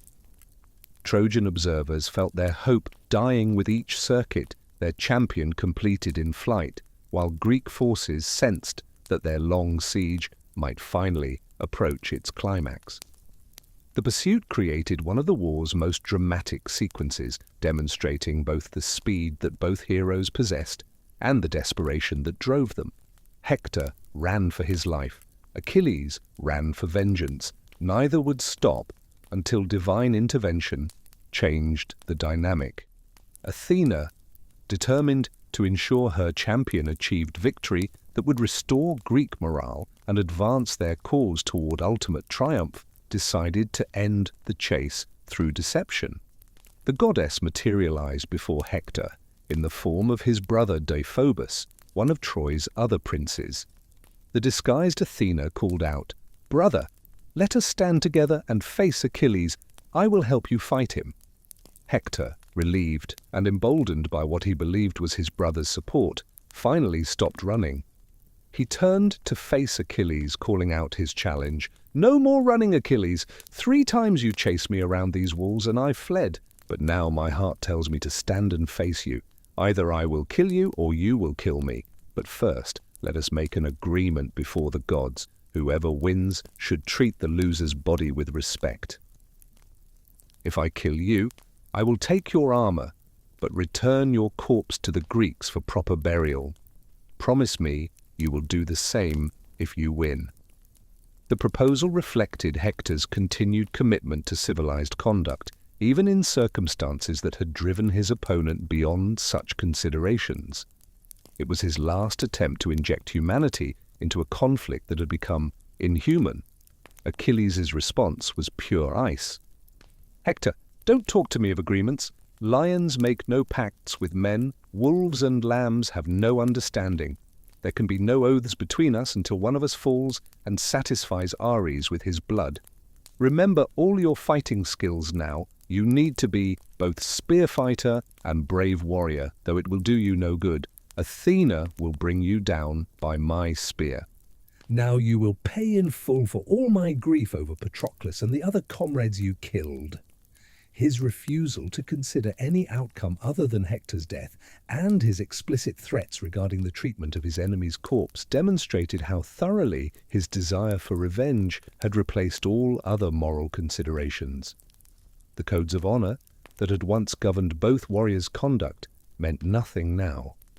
This would be butchery, not honorable combat. The fight was about to begin, and everyone watching knew how it would end. The actual combat between the two champions combined supernatural elements with realistic details of Bronze Age warfare techniques. Hector struck first, his spear thrown with all the strength and accuracy that years of combat had developed. The bronze point struck Achilles' divine shield, the masterwork that Hephaestus had crafted, with force sufficient to penetrate any normal armor. The impact rang across the battlefield like a bell tolling, and for a moment hope flared in Trojan hearts. But the supernatural protection held firm. The spear didn't penetrate. Hector stared in disbelief at his failed throw, then reached for his backup weapon. But when he turned to ask Deiphobus for a spare spear, his brother was gone. The figure had vanished entirely. In that terrible moment, Hector understood that he'd been deceived by divine intervention, that he faced Achilles alone, and that his death was certain. The realization showed on his face, visible to all watching from the walls. Ancient sources describe his expression: resignation mixed with determination, fear overcome by acceptance. He knew he would die well. Achilles' response demonstrated the enhanced abilities that divine favor and supernatural grief had granted him. His spear cast, guided by Athena's intervention, found the single vulnerable spot in Hector's armor, the small gap where his helmet met his breastplate at the base of the throat. The bronze point, driven by inhuman strength and directed by divine precision, penetrated that narrow opening that normal combat would never have exploited with such accuracy. Hector fell, mortally wounded but not yet dead, still capable of speech. The sight of Troy's greatest champion falling beneath the walls he had defended for 9 years created a collective moan of despair from the watching Trojans that ancient sources compare to the sound of a city already sacked. Achilles stood over his dying enemy, and Hector managed to gasp out final words. "I beg you, by your life, by your knees, by your parents, don't let the dogs devour me by the Greek ships. Accept the ransom my father will offer, gold and bronze beyond measure, and return my body to Troy so my people can give me proper funeral rites." It was a dying man's plea for basic human dignity, an appeal to whatever remained of Achilles' humanity beneath the vengeance-driven fury. Achilles' response was his final rejection of everything that had once made him human. "Dog, don't talk to me of knees or parents. I wish my rage could drive me to hack your flesh raw and eat it myself for what you've done. No one will keep the dogs from you. Not if they brought me 10 times your weight in gold, not if Priam paid your weight in gold itself. Your mother will never lay you on a bier and mourn you. The dogs and vultures will devour every last bit of you." The savagery of this response shocked even battle-hardened warriors on both sides. Hector, with his last breath, delivered one final prophecy. "You have a heart of iron, but the gods will remember this. Paris and Apollo will kill you at the Scaean gates for all your greatness." Then death took him. Hector, beloved Prince of Troy, defender of his city for 9 long years, devoted husband and father, brave warrior who had fought with honor even against overwhelming odds, he was gone. And what followed would be even worse than his death. Achilles, still consumed by rage that Hector's death hadn't satisfied, did something that violated every principle of civilized warfare. He pierced Hector's ankles behind the tendons, threaded bronze straps through the holes, and tied the corpse to his chariot. Then he dragged it around Troy's walls while Hector's parents, wife, and all his people watched in horror from the ramparts. The desecration that followed Hector's death shocked even the battle-hardened warriors of both armies. And yet it was only beginning. For 12 days Achilles would continue this abuse, 12 days of grief-driven madness that would define his legacy as much as his combat prowess ever had. The 12 days following Hector's death saw Achilles drag the corpse around Troy's walls each morning, making multiple circuits while the city's population was forced to watch. This daily ritual of desecration represented a complete abandonment of the honor codes that had previously characterized warfare between civilized peoples. The Greeks themselves felt uncomfortable with Achilles' actions, recognizing that he had crossed boundaries that even enemies should respect. But none dared challenge the grief-maddened warrior whose supernatural combat abilities made him untouchable. Each morning, Andromache was forced to watch her husband's body being abused. Each morning, Priam and Hecuba stood on the ramparts, helpless to stop the violation of their son's corpse. The psychological trauma this created among Troy's population exceeded even the military impact of losing their greatest champion.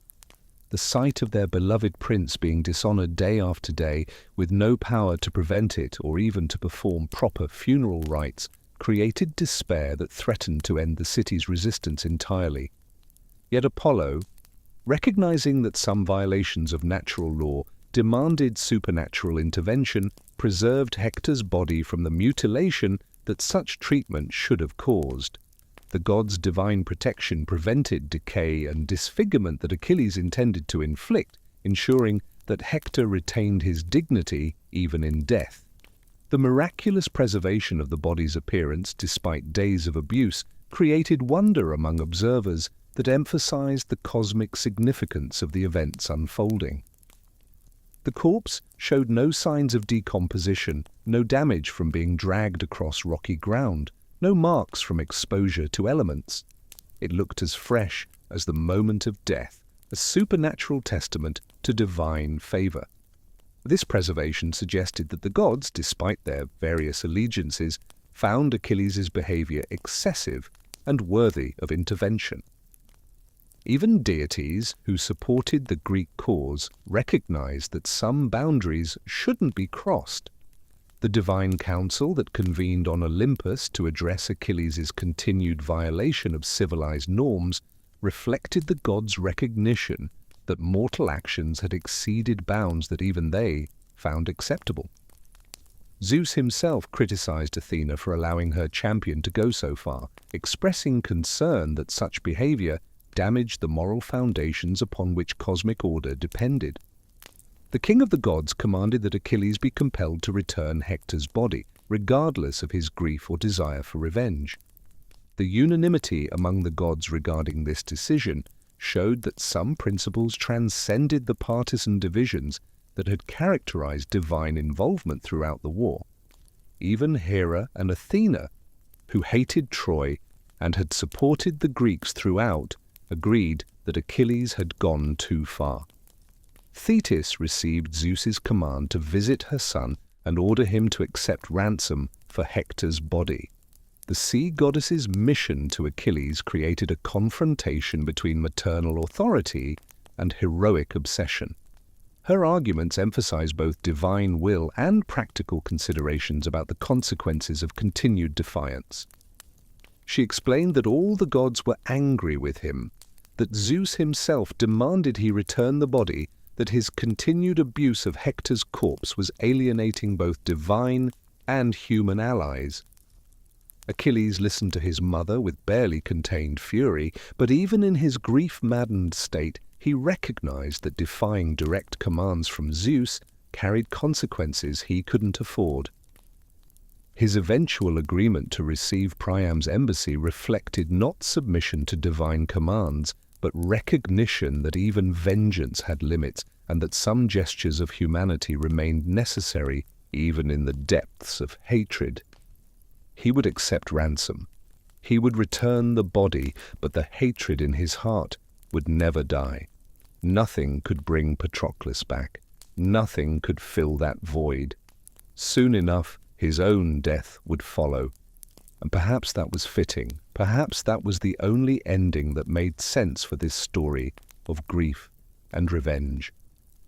The stage was set for one of the war's most powerful moments, the meeting between Achilles and Priam, between the killer and the killed's father, between two men destroyed by this war in different ways, finding brief connection in shared humanity. The preparation for Priam's journey to the Greek camp required careful planning that balanced the need for appropriate royal dignity with the practical demands of traveling through hostile territory to meet with an enemy whose recent behavior suggested complete abandonment of civilized norms. The aged king assembled treasure that exceeded the wealth most kingdoms could muster. Gold vessels crafted by master artisans, silver tripods that had served in Troy's temples for generations, bronze cauldrons whose intricate decorations testified to centuries of Trojan craftsmanship. The ransom's value transcended mere monetary considerations to encompass the cultural heritage of Troy itself. Priam was willing to impoverish his kingdom for the sake of honoring his son's memory through proper burial. His decision demonstrated the depth of paternal love that could overcome even political calculations about Troy's survival.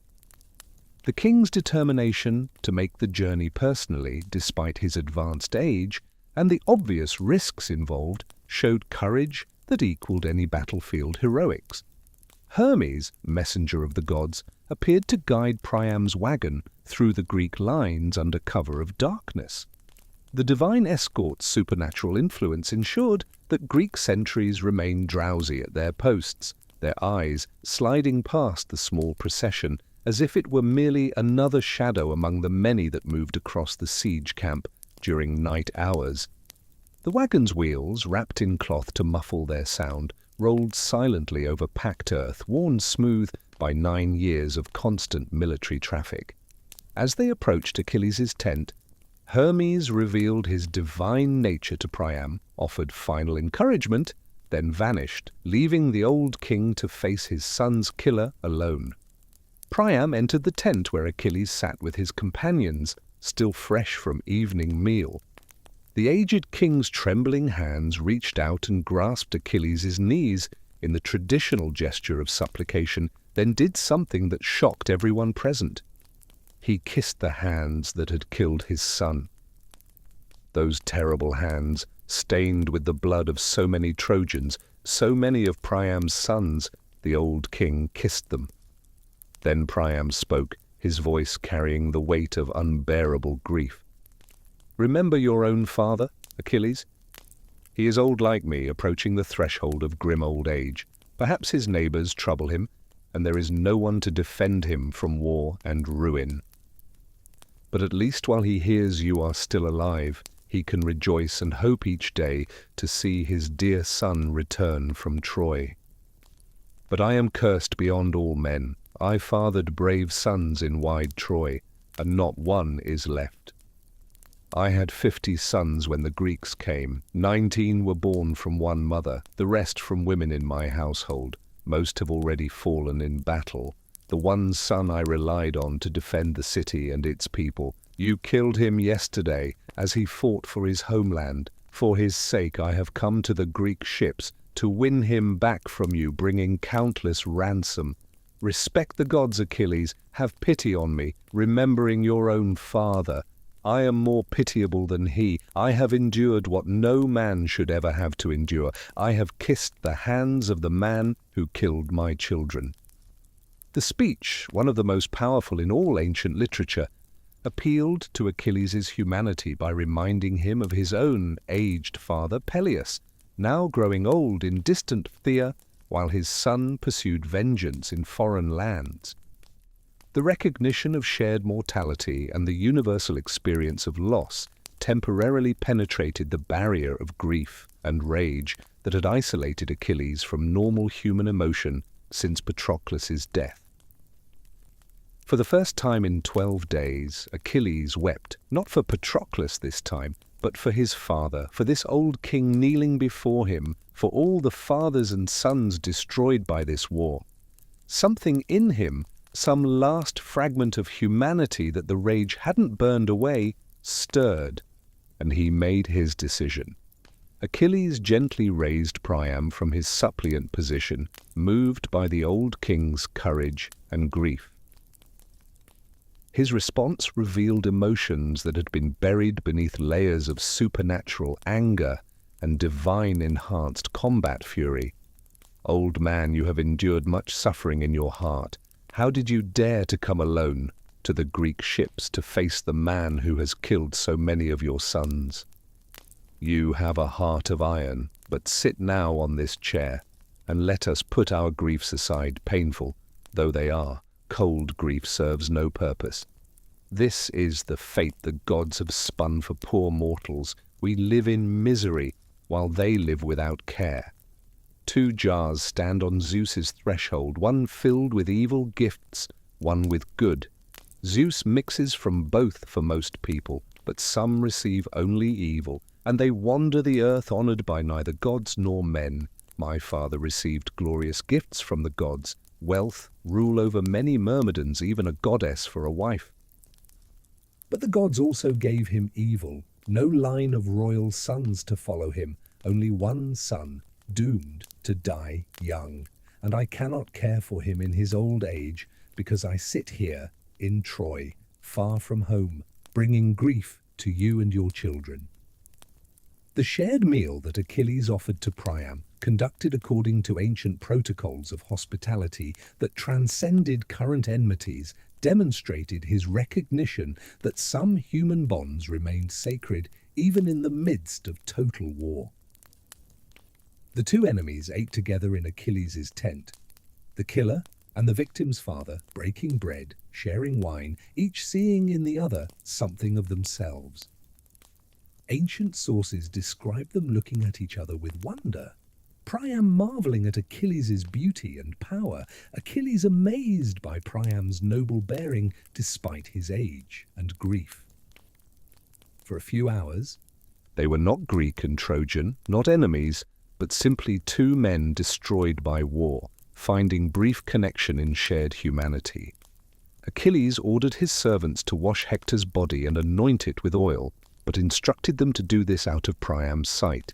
He feared that if Priam saw his son's corpse, grief and rage might overcome the old king, and he might say something that would reignite Achilles' own fury, leading to violence that would violate the supplication and ransom. The consideration shown in this gesture revealed Achilles' awareness of how fragile his self-control remained. When the body had been prepared and wrapped in fine robes, Achilles himself lifted it onto Priam's wagon, a gesture of respect that partially atoned for the abuse of the previous 12 days. And then Achilles made an announcement that shocked his own men. He would grant an 11-day truce for Hector's funeral. This temporary cessation of hostilities created an eerie calm across the Trojan plain. The truce allowed Troy's population time to process their grief while preparing for the final phase of the siege that everyone understood would follow. For 11 days, the sounds of combat and the constant tension of imminent attack gave way to more peaceful activities: wood gathering for Hector's funeral pyre, preparation of funeral games, quiet conversations that allowed both armies to remember their humanity. Priam departed Achilles' tent before dawn, guided again by Hermes through the Greek lines. When he entered Troy with his son's body, the city erupted in a mixture of grief and relief. Grief at Hector's death, confirmed; relief that they could finally give him proper funeral rites. Andromache's lament over her husband's body, delivered while cradling their infant son Astyanax, became one of the war's most heartbreaking moments. She mourned not just for her own loss, but for their son's future. "You have left me a widow in your house, and the child is still an infant, the son you and I bore to our sorrow. He will never grow to manhood, because this city will be destroyed first. You were its defender. You kept safe its loyal wives and children. They will soon be carried off in the hollow ships, and I among them. And you, my child, will either come with me to do shameful labor for a cruel master, or some Greek will seize you by the arm and hurl you from the walls to a horrible death, angry because Hector killed his brother, or father, or son. Your father showed no mercy in terrible combat. That is why the people mourn him throughout the city. You have brought agonizing grief to your parents, Hector, but for me especially, unbearable sorrow will remain." Her words were prophecy. Everything she feared would come to pass. The 11-day truce ended. The war resumed. But something had changed. Achilles had regained a measure of his humanity through his encounter with Priam. It wouldn't save him. Nothing could save him now. His own death was approaching, written in fate as surely as Hector's had been. The resumption of hostilities following the truce brought new champions to Troy's defense, each offering hope that quickly proved false.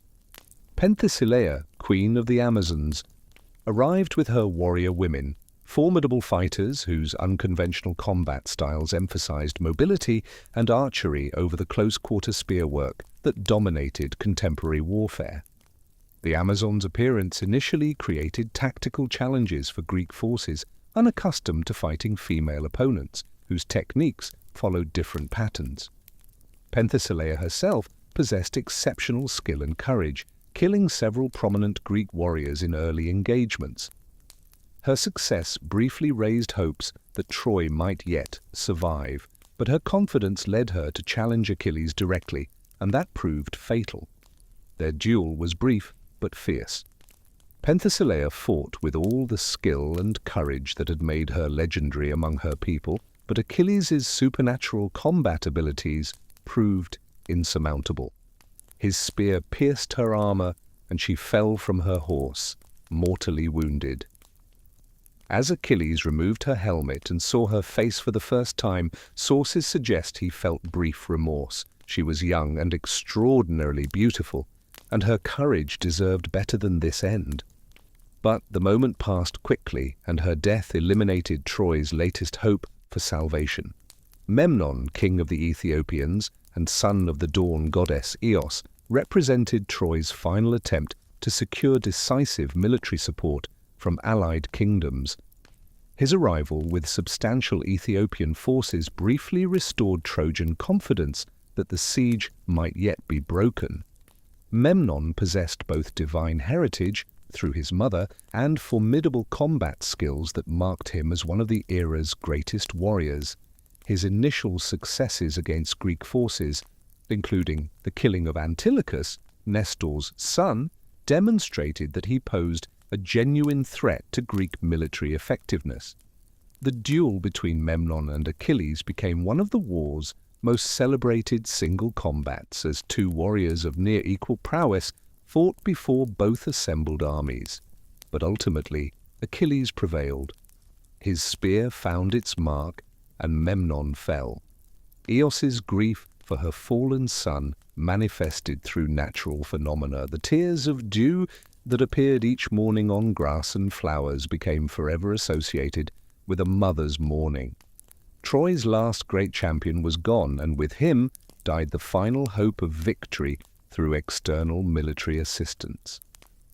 But even Achilles' string of victories couldn't protect him from fate's decree.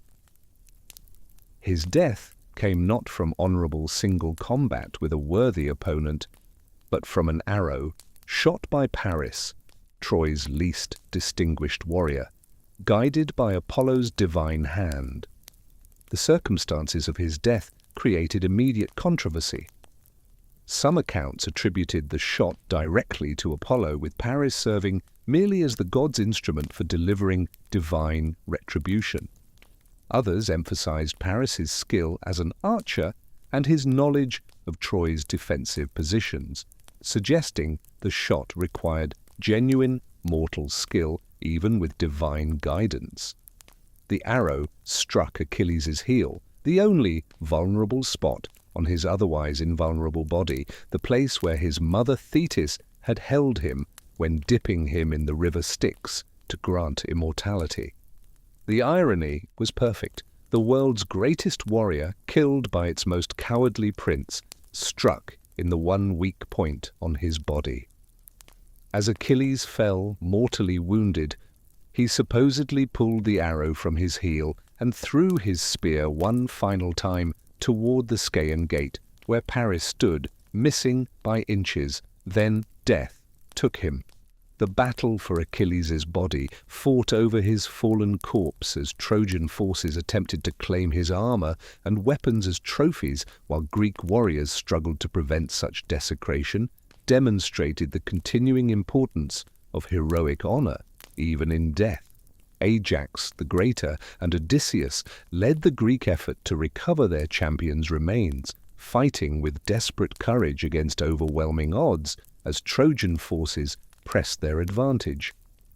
The successful recovery of Achilles' body, accomplished at enormous cost in Greek casualties, preserved his honor while ensuring that his funeral could be conducted according to appropriate heroic traditions.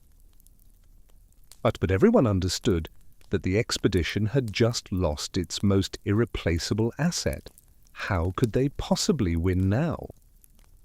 The funeral of Achilles, conducted with ceremonies that exceeded even those granted to Hector, reflected both his status as the war's greatest warrior and the Greeks' recognition that his death marked a fundamental turning point in their expedition's prospects. The massive pyre constructed on the beach, where the Greek ships had first landed nearly a decade earlier, served as focal point for collective mourning that encompassed not only grief for the fallen hero, but also fear about the expedition's ability to continue without his supernatural combat abilities. The Myrmidons cut their hair in mourning. Warriors from all contingents contributed their best armor and weapons to the funeral offerings, and the cremation itself reportedly lasted for days as the flames consumed both body and treasures. Achilles' ashes were mixed with those of Patroclus and placed in a golden urn, finally reuniting the companions in death. A massive burial mound was raised over their remains, a landmark that would be visible to ships sailing past Troy for generations to come. But even in death, Achilles created conflict. The contest between Ajax and Odysseus for possession of Achilles' divine armor, the magnificent equipment that Hephaestus had crafted, created the most serious internal conflict within the Greek coalition since the quarrel between Achilles and Agamemnon. Ajax's claim rested on his role in recovering Achilles' body from the battlefield and his status as the expedition's premier defensive warrior, the man who had held the Greek line during Achilles' withdrawal. Odysseus argued that his strategic contributions and intellectual capabilities made him the more appropriate heir to the fallen champion's equipment. The assembled Greek leaders, forced to judge between these competing claims, faced an impossible decision that would inevitably create lasting resentment. They decided to ask Trojan prisoners to identify which Greek warrior they considered more dangerous. The prisoners named Odysseus, recognizing that his cunning posed greater long-term threat than Ajax's physical prowess. The decision to award the armor to Odysseus, based on enemy testimony rather than Greek assessment, created lasting resentment that would influence the expedition's final phases. Ajax's response to losing the contest revealed the psychological pressures that 9 years of siege warfare had created even among the coalition's most stable leaders. The Salaminian prince fell into a grief and rage-induced madness during which he slaughtered a flock of sheep, believing them to be his Greek rivals. When sanity returned and he realized what he'd done, the shame was unbearable.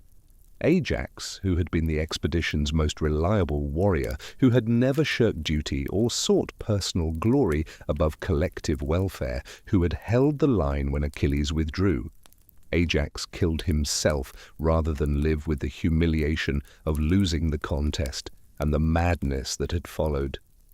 His suicide eliminated another of the Greeks' most capable commanders, while demonstrating how fragile even the strongest psyches became under prolonged siege conditions. The Greeks buried Ajax with full honors, recognizing too late how valuable he had been. The loss of both Achilles and Ajax within such a short period forced a fundamental reassessment of Greek strategy and capabilities. The expedition had depended heavily on individual heroic achievement to maintain momentum and morale. Now their two greatest champions were dead.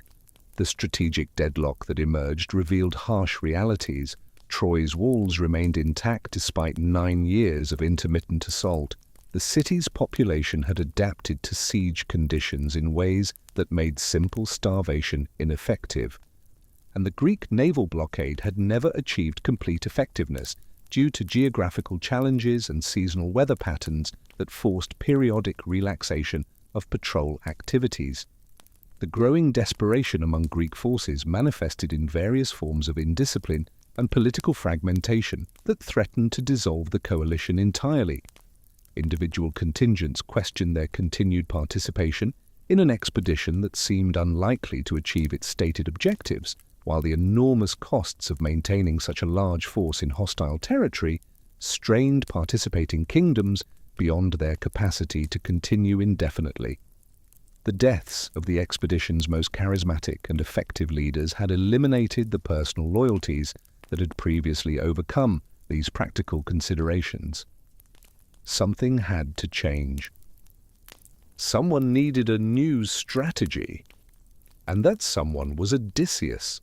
The cunning king of Ithaca, now wearing Achilles' divine armor, understood that conventional military approaches had reached their limits of effectiveness. The siege couldn't be won through strength, but perhaps it could be won through deception.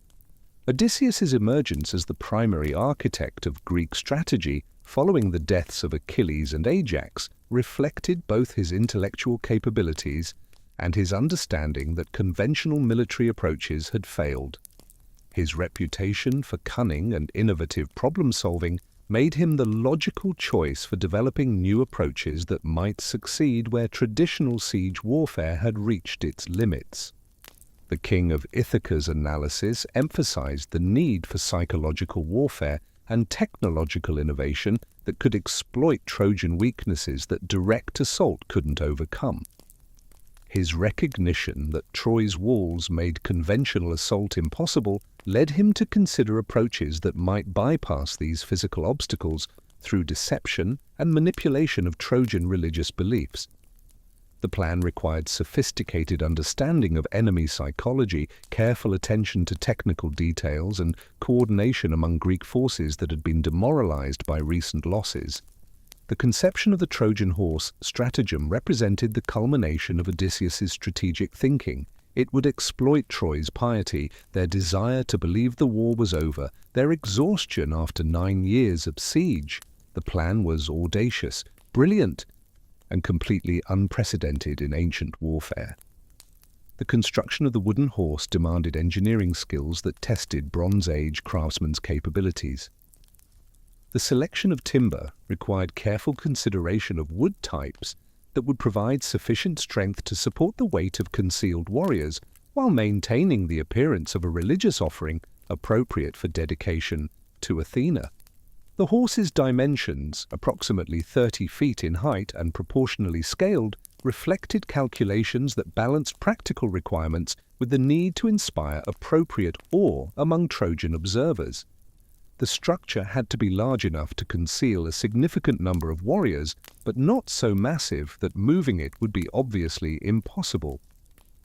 The internal construction created concealed compartments capable of holding selected Greek warriors while providing them with sufficient air and space to remain hidden for extended periods. Carefully concealed openings for ventilation and observation, disguised within decorative elements, demonstrated the technical sophistication the deception required. The selection of warriors to conceal within the horse emphasized both individual combat capabilities and psychological stability. The success of the entire stratagem depended on their ability to remain silent and motionless during critical phases. Odysseus himself would be among those concealed inside, leading a group that included Diomedes, Neoptolemus, Achilles' son, recently arrived, Menelaus, and other proven warriors. The religious symbolism that Odysseus incorporated into the horse's design reflected his understanding of Trojan piety and the cultural beliefs that might motivate them to bring the offering within their walls, despite obvious military risks. The dedication to Athena, goddess of wisdom and strategic warfare, carried particular significance given her role as patron of crafts and her association with city protection. The inscriptions and decorative elements identified the horse as a votive offering designed to ensure safe passage for the Greek fleet's return journey, a plausible motivation for its construction that appealed to Trojan religious sensibilities. The stated purpose played on universal desire to believe that enemies might finally be leaving after 9 years of war. The evacuation of the Greek camp, conducted with theatrical precision designed to convince Trojan observers that the siege had been abandoned, required careful choreography. The burning of temporary structures, the apparent loading of ships with equipment and supplies, and the visible departure of the main fleet toward the island of Tenedos, visible from Troy's walls, created convincing evidence of Greek withdrawal that would overcome initial Trojan suspicions about the horse's true purpose. The Greeks even salted the earth around their camp, suggesting they never intended to return, a detail that later Trojans would remember bitterly. Every element was designed to make the Trojans believe what they desperately wanted to believe, that the war was finally over, that they had won, that they were safe, and that belief would kill them all. Sinon's role as the Greek warrior left behind to provide testimony about the horse's religious significance demonstrated Odysseus's understanding of the psychological factors that would influence Trojan decision-making. The selection of Sinon for this crucial mission reflected both his acting abilities and his willingness to endure torture and abuse that would make his eventual testimony more convincing to suspicious Trojan interrogators. His carefully constructed story about Greek religious obligations and divine commands provided rational explanations for the horse's creation, while appealing to Trojan understanding of the role that supernatural forces played in military affairs. According to Sinon's tale, the Greeks had grown desperate to leave Troy after Achilles' death, and they consulted prophets about how to appease the gods for safe passage home. The prophet Calchas declared that just as the expedition had begun with human sacrifice, Iphigenia, so must it end with one. Sinon claimed he had been chosen as that sacrifice but managed to escape, and in their haste to depart, the Greeks left without completing the ritual. The abandoned horse, he explained, was built as an offering to Athena to compensate for their sacrilege against her temple during the war. The Greeks made it so large deliberately to prevent the Trojans from bringing it inside their city, because if they did, Troy would receive Athena's protection and become invincible. This reverse psychology was brilliant. By claiming the Greeks didn't want Troy to have the horse, Sinon made them want it desperately. The debate within Troy about whether to accept the horse revealed the internal divisions that 9 years of siege had created among the city's population and leadership. Conservative voices led by the priest Laocoon and the prophet Cassandra warned against accepting any Greek offering regardless of its apparent religious significance. Laocoon's famous declaration, "I fear the Greeks even when they bring gifts," became one of history's most quoted warnings about trusting enemies bearing suspicious presents.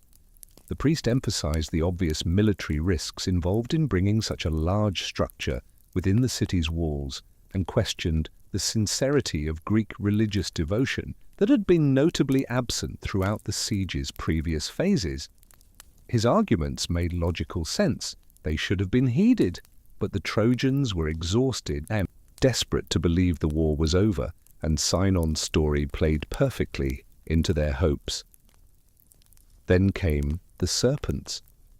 As Laocoon stood before the horse, arguing against accepting it, two massive serpents emerged from the sea and slithered across the beach toward Troy. The crowd watched in horror as the serpents wrapped around Laocoon and his two sons, crushing them to death despite their desperate struggles. The priest's screams echoed across the plain as he and his children died in agony. Most Trojan observers interpreted this as divine punishment for opposing Athena's gift. The goddess herself had sent the serpents to silence her critic. The timing was too perfect to be coincidence. Modern audiences might wonder if Odysseus had arranged this too, but ancient sources attribute it to genuine divine intervention, the gods ensuring their plan succeeded. Cassandra, Apollo's prophetess and Priam's daughter, also warned against the horse. Blessed with the gift of prophecy but cursed, so that no one would ever believe her predictions, she frantically proclaimed that the horse contained Greek warriors, that accepting it would doom Troy, that this was a trick. She even grabbed an axe and tried to attack the wooden structure herself, screaming warnings about the city's impending destruction. But her warnings, as always, were dismissed as mad ravings. The curse Apollo had placed on her after she rejected his romantic advances ensured that even when she spoke absolute truth about future events, no one believed her. Priam ordered his guards to restrain her and take her away. The decision was made: the horse would enter Troy. To move it through the gates, the Trojans partially dismantled their defensive walls, the very fortifications that had protected them for 9 years. They now damaged themselves to bring in the instrument of their destruction. The irony was perfect and terrible. The procession that accompanied the horse's entry involved the entire population in celebrations, marking what they believed was their victory and the Greeks' acknowledgement of defeat. Wine flowed freely, distributed from royal stores that had been carefully hoarded throughout the conflict. Singing and dancing continued until the early morning hours.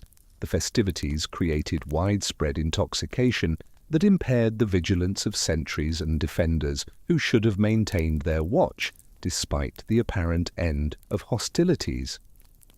Troy celebrated while death waited silently in the horse's belly. The last night of Troy had begun, and before dawn, the greatest city in the ancient world would be nothing but smoke and screams. Night fell on celebrating Troy.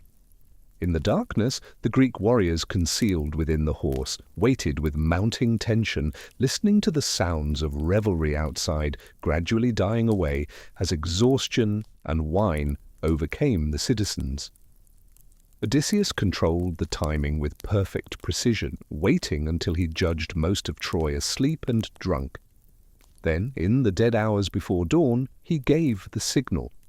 The hidden door in the horse's belly opened, and Greek warriors began emerging silently, dropping to the ground on ropes, their legs cramped from hours of stillness, their movements necessarily careful to avoid making noise that might alert any remaining sentries. Odysseus led them quickly to the city gates. The few guards on duty, drowsy with wine and exhaustion, were killed before they could raise an alarm. The massive gates swung open for the first time in 9 years, not forced by Greek assault, but opened from within by Greek deception. The signal fire blazed from Troy's citadel, lit by the warriors who had emerged from the horse. Its flames leaped into the night sky, visible across the dark waters to Tenedos, where the main Greek fleet waited. The ships had never truly left. They'd merely sailed around to the island's far side, out of sight from Troy's walls, waiting for this signal. Now they returned, oars beating the water in urgent rhythm. Every warrior aboard understanding that surprise was complete, that victory was finally within reach. The sack of Troy that followed the opening of the city's gates exceeded in brutality and thoroughness any previous military action during the war's long duration. The pent-up frustrations of 9 years of unsuccessful siege, combined with the enormous costs that the expedition had imposed on participating kingdoms, created conditions that encouraged systematic destruction and comprehensive looting.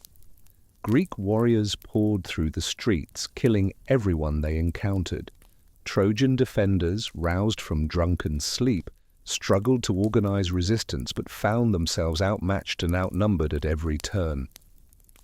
The narrow streets that had provided defensive advantages during the siege became death traps for fleeing civilians, while the buildings that had sheltered Troy's population for generations became funeral pyres that consumed both structures and inhabitants. The flames spread quickly through the wooden structures of the upper city, creating an inferno that lit up the night sky and could be seen for miles across the surrounding countryside. The death of King Priam symbolized the complete destruction of Troy's royal house and the end of the dynasty that had ruled the city for generations. The aged monarch, roused by the sounds of slaughter, donned his ancient armor, rusted equipment he hadn't worn in decades, and attempted to join the defense despite his advanced age.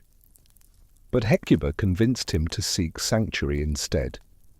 They fled to the altar of Zeus in the palace's central courtyard, the most sacred spot in Troy, where suppliant traditionally received divine protection. There, Priam huddled with his remaining family members, praying for mercy that would never come. Neoptolemus, Achilles' son, found them there.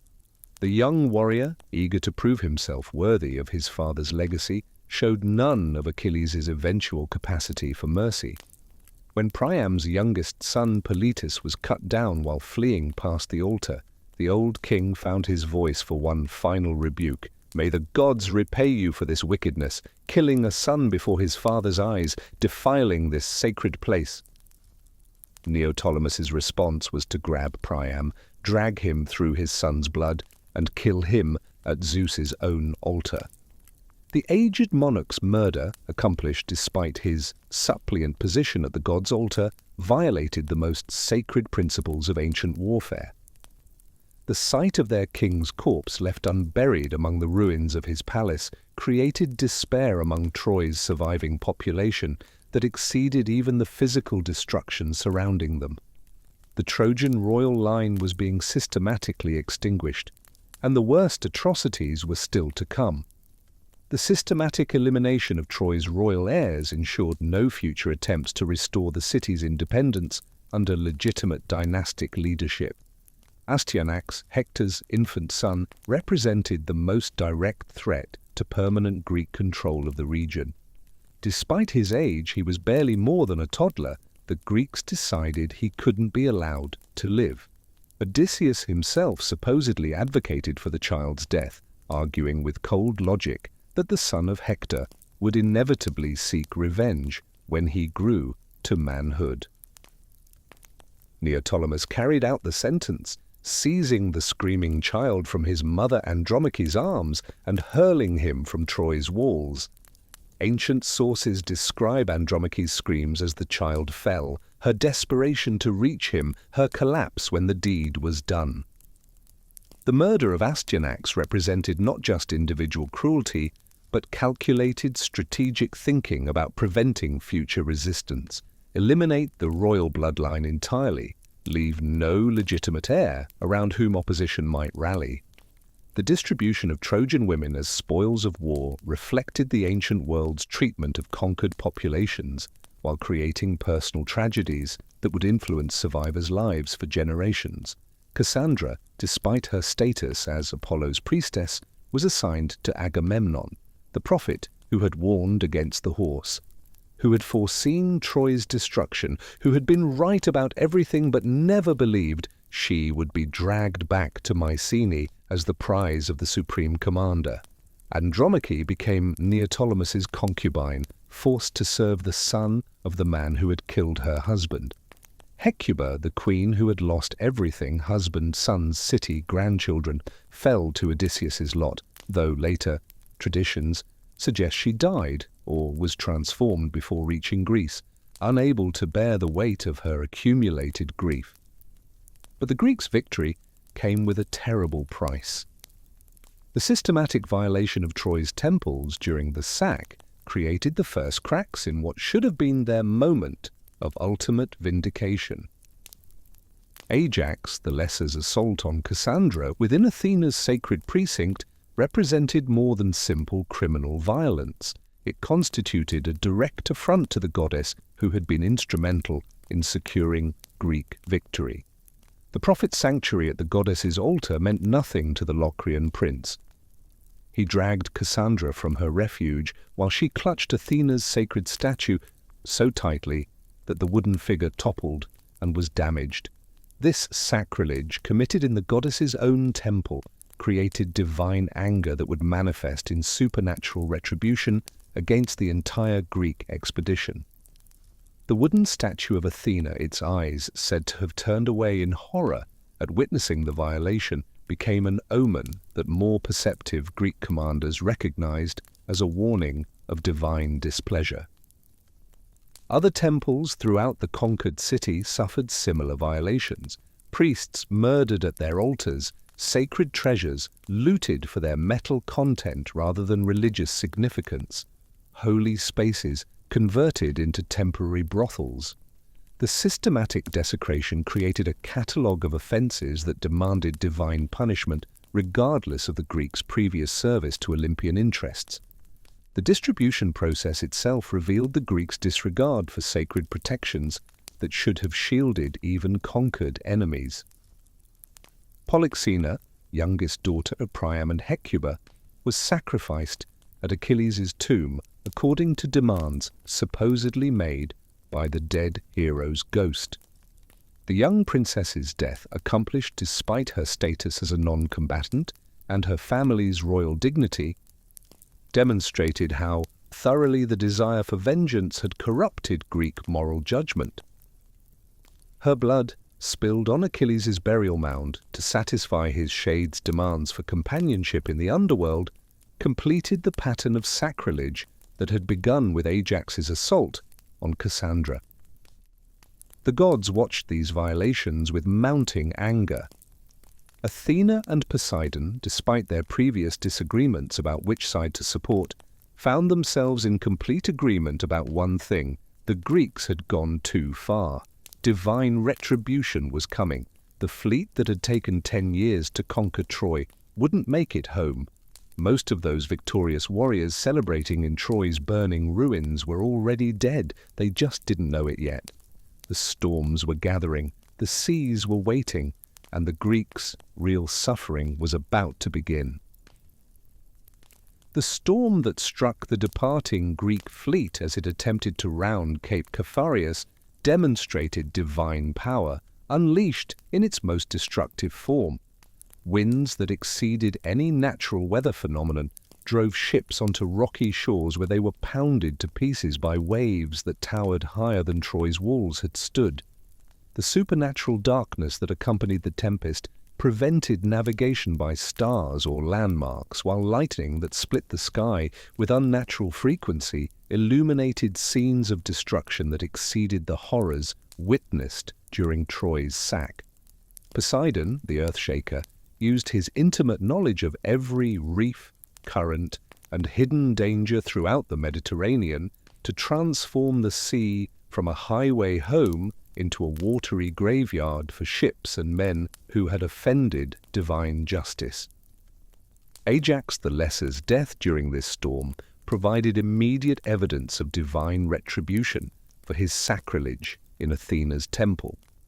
The Locrian prince, swept overboard but managing to reach a rocky outcrop, boasted that he would reach home safely despite the god's anger. Poseidon, enraged by this hubris, split the rock with his trident, sending Ajax plunging into the churning sea, where he drowned within sight of safety. His corpse washed ashore days later in a condition that made identification difficult, serving as a warning to other survivors about the consequences of defying divine will. The scattering of the Greek fleet across the entire Mediterranean created individual odysseys of suffering that would provide material for poets for generations to come. Ships that had sailed together from Aulis nearly a decade earlier found themselves driven to opposite ends of the ancient world, their crews struggling to survive in foreign lands whose inhabitants viewed them as unwelcome invaders.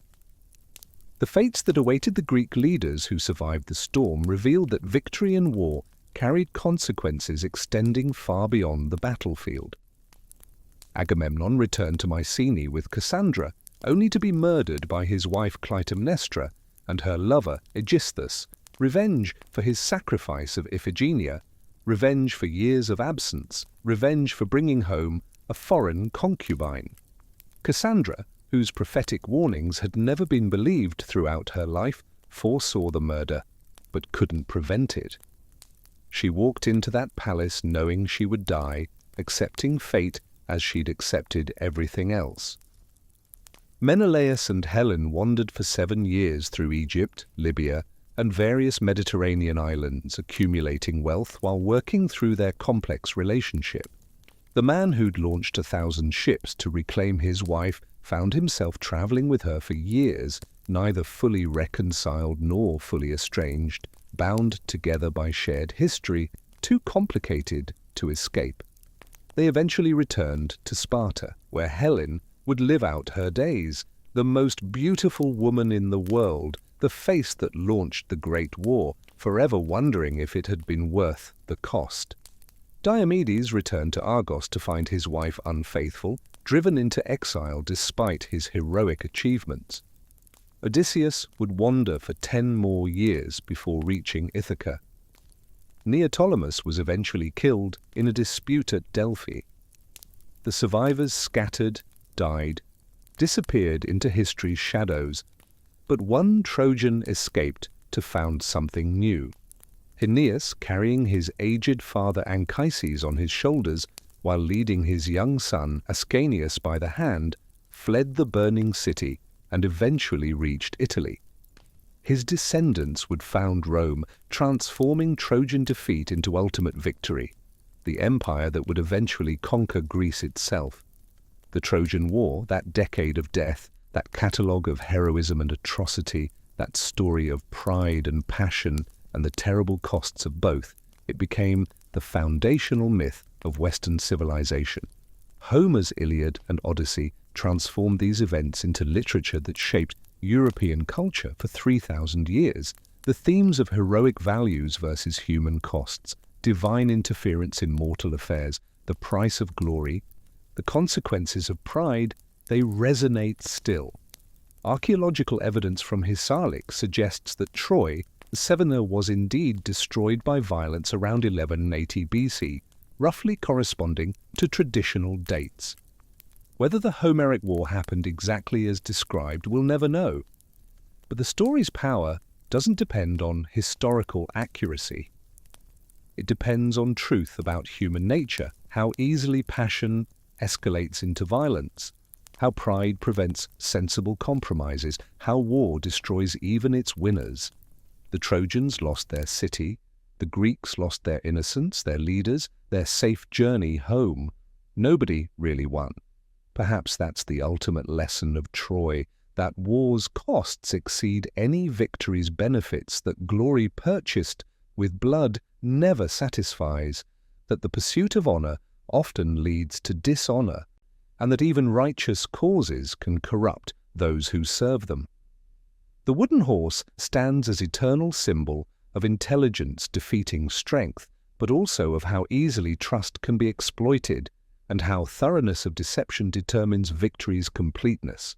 Subscribe to Flow of History to explore more epic ancient conflicts, from Alexander's conquests to Caesar's Gallic wars, where heroes, gods, and empires collided in battles that shaped Western civilization forever, where individual choices cascaded into consequences that destroyed entire worlds, and where the lessons carved in bronze and blood still speak to us across 3 millennia of human experience.